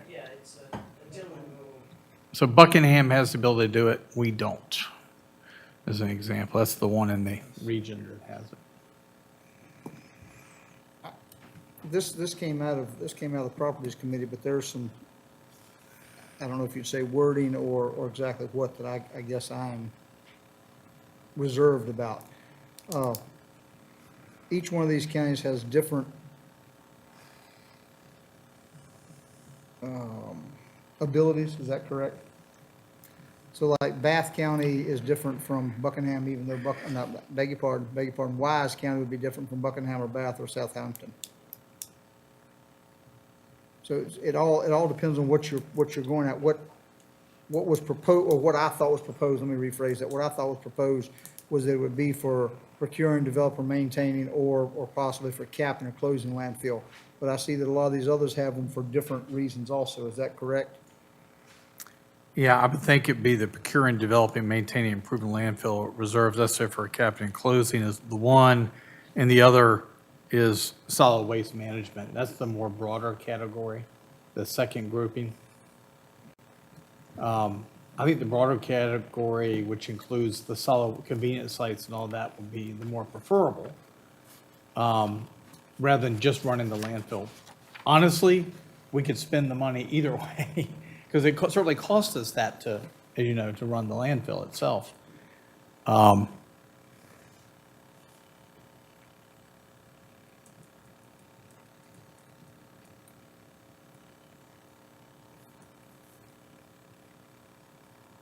again, this is just the authority.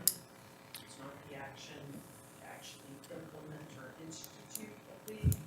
It's the authority for the board To be able to. be able to consider what. To try to get that from the General Assembly. Yeah, I mean, we talked about tick passes and tickets going to dumpster sites, people coming up from other counties coming in, and we talked about all that. And we We talked did. about how we can, kind of control that by having to pay $2 or $3 for a ticket or something like that per household, have so many, maybe 3 for each vehicle. You might drive some one day and drive another vehicle another day. I think that was the conversation we had, Mr. Bill and Dave and I.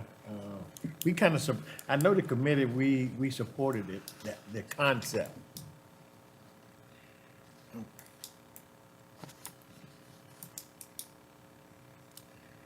Again, we just did, like I requesting said, the ability to do it. Whether we do it enacted or not is two different things. But I think it would be good to have the ability to enact, to implement, if we wanted to, as a board. Exactly how we would do that, another question. That middle section with, like, where Southampton is, that would, because it's removing, basically hauling from the convenience sites and disposing of it at the landfill. That's the broadest category, I would think, to be included in.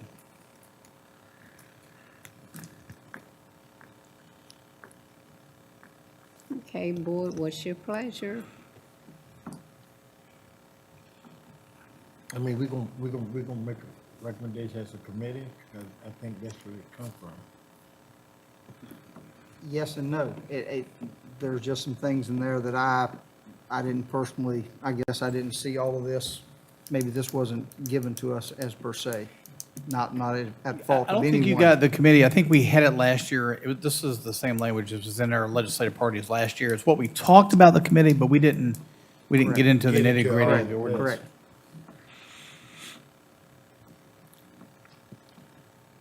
Shall be deposited. Special county. I personally would rather not ask for it. I'd just rather not have another line item of taxation. I mean, you know, obviously, the costs continue to run the thing. You know, they're not slowing down, but I don't feel like I have an appetite to ask for a fee for it. I agree with Other that. than a user fee from foreign counties or, you know, out of county. Like we charge Buckingham. Which we already have. That's Yeah. the Yes, tipping- that's already we in charge place. The them. tipping fee is already there. That doesn't appeal to me. Okay, so do I have a motion? I move that we not ask for the ability to charge a solid waste fee. I second that. Okay, it has been moved and properly second. Mr. Gillum? I'm still thinking, go right ahead with everybody else. All right, Dr. Pryor? Yes, I agree. Yes to not do it? Right. Okay. Mr. Watson? Yes. Mr. Jenkins? Mr. Jones? Yes. Mr. Townsend? I'm fine with it. Yes. And so, Mr. Gillum? Still debating on this, is just having the ability to do it, but no conversation about how to implement or do or any charges. Correct? Yes. Thus far. All right, I'll go along with you. So you're yes to, you don't want to do it? Let's discard it, don't even make a recommendation. Okay. Patty Cooper Jones take it up. will agree. Next year. And we'll look at it again next year. Quite a conversation. Thank you, All ma'am. right. Everybody agreed that they don't want to do it. Okay, and the last one is the Sandy River Reservoir Project. Do you want to add the bullet to that, Doug, about And solar. solar?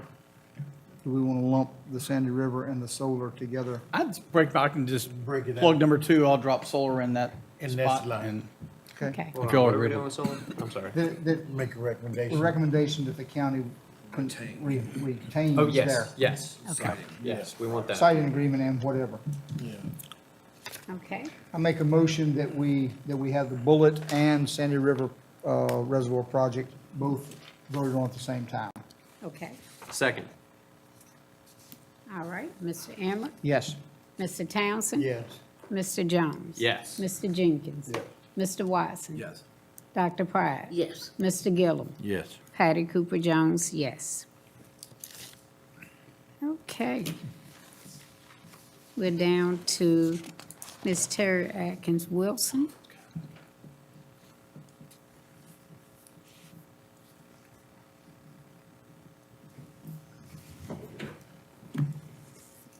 Good evening, ladies and gentlemen. Good evening.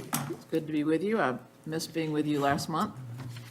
My husband had come down with COVID, and by Friday night, I was right there with him. So I'm glad I didn't come and share it with all of you folks. Thank you, Terry. Yes. Thank you. Anyway, been a busy month. One of the things we followed up, we finally got the, as you recall, about the Hampton Lane, dedicating the road to public use for the subdivision that's back in there. We finally got that, that deed put to record. Another thing this month is been working with Gary Elder, who is the Nottaway County attorney.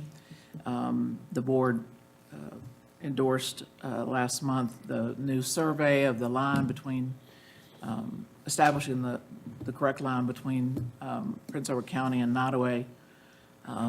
Nottaway board meets on the 18th, and they are going to do a similar motion. And so our plan is to do an affidavit to put the plat on record, and that'll be done before the end of the year.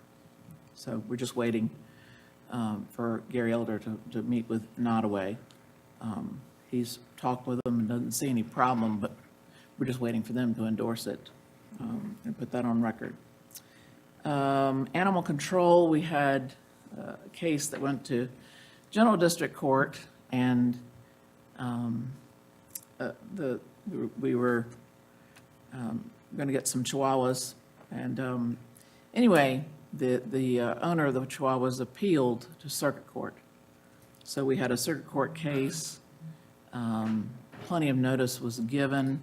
However, she did not appear, and now she is going to appeal it. She says she has 30 days to appeal it. So we're waiting on that appeal. But anyway, animal control did a fine job at both the district level and circuit court. But anyway, we're just waiting for another appeal. Hear or appeal. Right, an appeal to, yeah. Anyway, but she'd have to go to the Court of Appeals, which is going to be pretty expensive, and also you don't want to do it pro se. You want to have counsel, and she's not had an attorney on either of the cases below. So we're just still waiting and seeing. Had a meeting with Crystal Hensley about the Commissioner of Revenue, about modifying the land use ordinance. Right now, it's set up for every 6 years, but now we're reassessing every 4, and also talked about a $25 application fee. So just some modifications to that ordinance. We've drafted that. You think we can get that on next month's agenda if you've had a chance to review it? Just let me Yes. know. Yes. Okay. Yeah. And we've had review of several situations with conflict of interest and some discussions with Stuart, giving us some advice and, anyway, some of that. Anyway, that's the big overview. Does anybody have any questions or concerns for me? Anyway, everybody have a happy holiday, and thank you very much again. Thank you. Thank you. Same to you. All right, Mr. Stanley. A few items. First, our county employee holiday luncheon will be held, I believe, on the 19th at 12 to 2. Hopefully, invitations are out to you guys if you're available. We'd love to have you join us. It's an awesome event. At the Sportsman's Complex. We talked about the CSA coordinator position. The county and Virginia Food Works staff met with the Fish and Pig and their staff about taking over production of certain sauces. And staff is working on logistics, but we feel that would be a win-win both for the cannery and Virginia Food Works. If successful, we would be able to advertise that most of the pig sauces for their restaurants will be made in Prince Edward County. Of course, they just announced their opening. I think their 5th location will be in Clarksville. So exciting stuff. Agricultural disaster declaration. The USDA has received approval from the Secretary of Agriculture and received the disaster designation for Prince Edward County. The designation makes farm operators in primary counties, those in counties contiguous to such primary counties, eligible to be considered for FSA emergency loan assistance, provided eligibility requirements are met. Farmers in eligible counties have 8 months from the date of disaster declaration to apply for emergency loans. Terry mentioned Nottaway boundary line. I believe Nottaway board meets next week, so hopefully we'll hear back on that. We received word today from DEQ. They have accepted the 5-year update to the Prince Edward County and Cumberland Solid Waste Management Plan. We submitted that in 2022, I just heard. So the next update will be due on January 5th of 2027. So we'll probably hear on that one in 2032. Went out with Scott Frederick and VDOT last week. Sarah and I reviewed the Cloverdale Crossing and the Herzig Road Railroad Bridge. I know both of those are in Lee District. The county routinely gets complaints on both of these sites for bridge maintenance and blocking of crossings. Sarah remains in touch with State Corporation Commission to follow up on complaints. November marked 4 years that I've been with Prince Edward County, and I know when I came here, I did a 3-month listening tour and developed an entry plan to address issues that were identified in talking with members of the board and planning commission and other community leaders.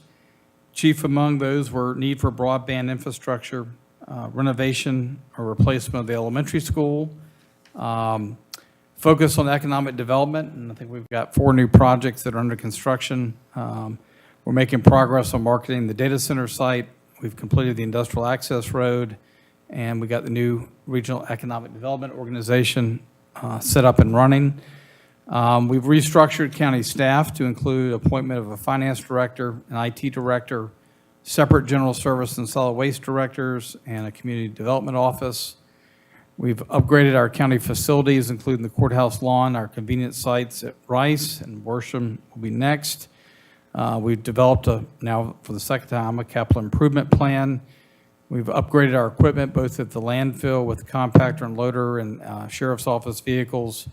We've improved our county branding and image, improved our fiscal stability, the implementation of meals and lodging taxes, and taking on the ICA agreement, updated our policies on procurement.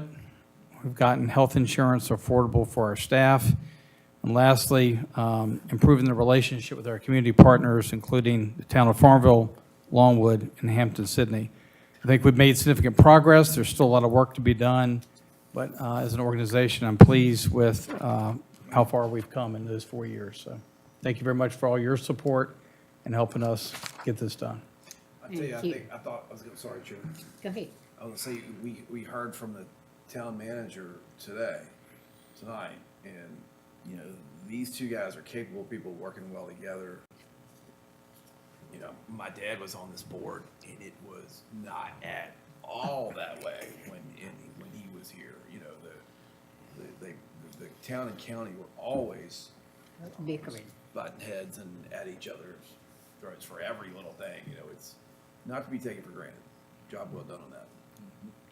I mean, you know, togetherness, everybody wins if we do it well. If they fail, we fail, and vice Yeah, versa. darn right.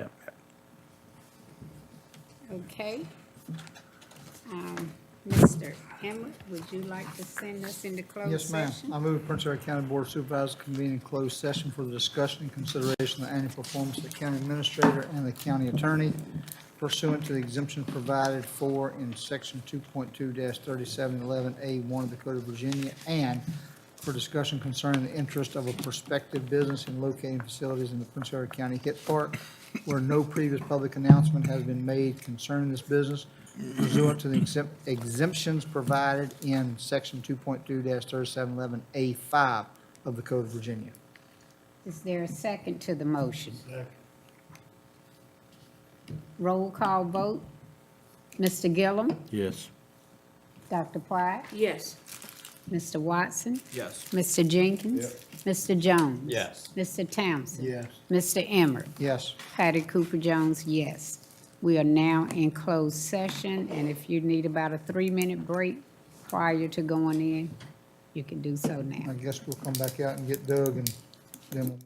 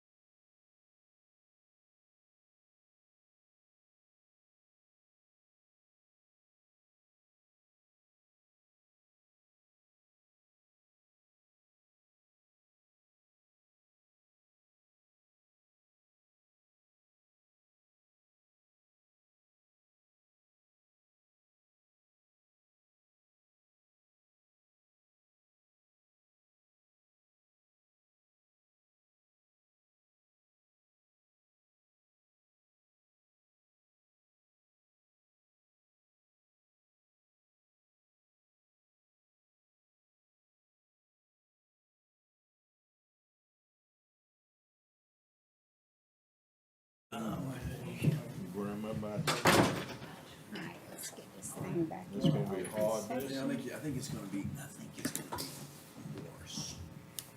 Scoring of access. My reading position here. It's gonna be a lot or none, you know, all that. Yeah. Gotta have one. Not have it go away.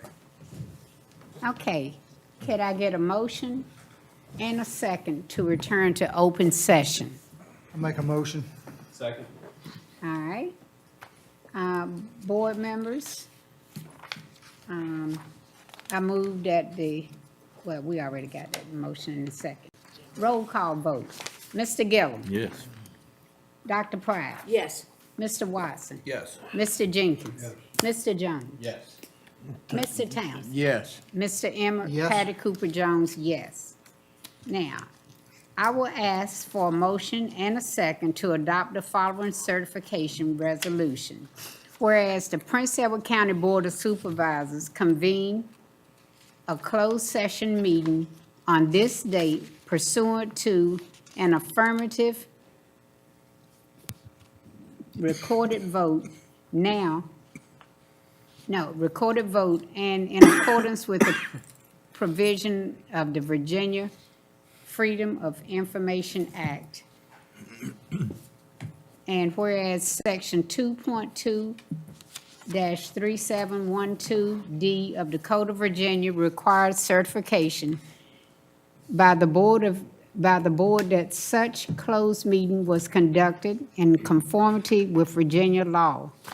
Now therefore be resolved that the Prince Edward County Board of Supervisors hereby certifies that to the best of each member's knowledge, only public business matters lawfully exempted from open meetings requirements by Virginia law were discussed in the closed meeting to which the certification resolution applies, and only such public matters as were identified in the motion convening a closed session were heard, discussed, and considered by the Prince Edward County Board of Supervisors. Is there a second to this motion to So adopt? moved. Second. All right, roll call vote. Mr. Emmert. Yes. Mr. Townsend. Yes. Mr. Jones. Yes. Mr. Jenkins. Mr. Watson. Yes. Dr. Pryor. Yes. Mr. Gillum. Yes. Patty Cooper Jones, yes. We are now in open session. Okay. During our closed session, we only handled the proper business as we identified to go in with. And we'd like to say that during our discussion, we have considered that we will keep our county attorney. Thank you, Ms. Wilson, for accepting. And that we're going to keep our county administrator. On our county administrator's contract, I will call for a vote that we will amend his contract. I'll second And- that. All right, so I call for that, we're gonna amend his contract. And I have to tell you what that amendment is.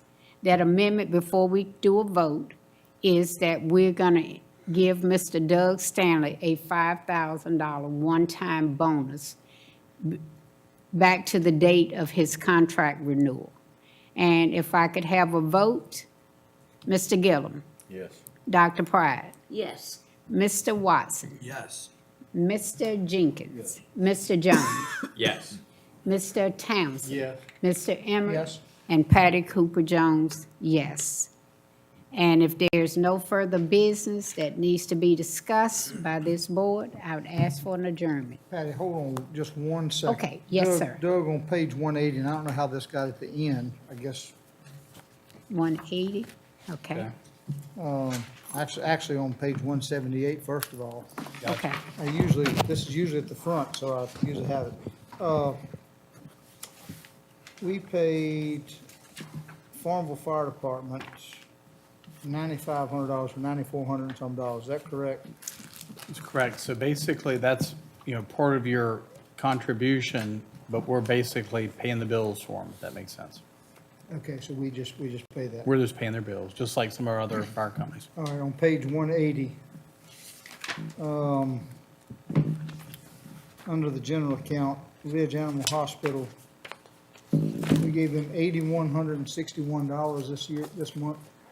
54, that was that big, large animal, 20-some dog, or the big seizure. In part was the case that Terry talked about. They had It was two large dogs and small dogs, I believe, both.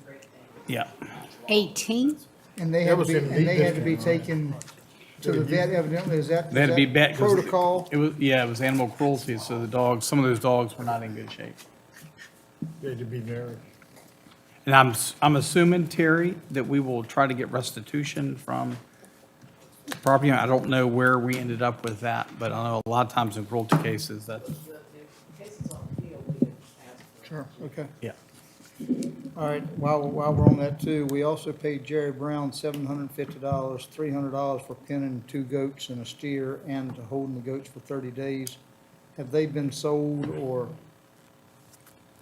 I'll have to get an answer for you. I think so, but Because I want to verify that, because otherwise you'd have ongoing charges if you hadn't. That's right. Yeah, yeah. My- I'll get you an answer on that. My second response, question, or whatever else to that is, we have 3 animal control officers.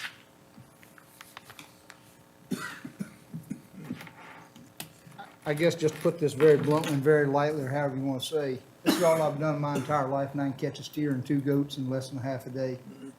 We have 3 of them, and we're paying somebody else to catch them. Now, I know that we realize we might have to pay somebody to keep them, but there's not much reason that our animal control can't catch 2 goats and a steer. I caught 5 today, put them on the trail.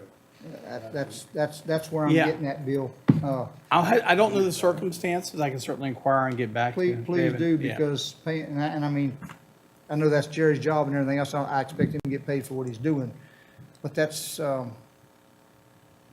it's $15 a day, 450, 30. Yeah. That's $15 a day for keeping them. I have cattle fed and taken care of and everything else all over the United States for $175 a day, cost of gain and everything else. We're somehow or another not getting the best of deals, The good value for the. one way or another. If we're paying our animal control people, they should be able to catch 2 goats and a steer. Also, on page 183, line item 3310, at the cannery, what in the world battery did we buy that cost $683 for the cannery? From Wright's Auto Supply, $683, and then we got a $108 core charge back. Forklift. FRKL. Yeah, I think that is a fork. That's your lift. So that's that Battery. electric one, I take it. That's an electric forklift. That answers my question. Thank you. Well, thank you, sir. Can I get a motion to adjourn? Propane's just too expensive. So moved. All in favor? Second and Aye.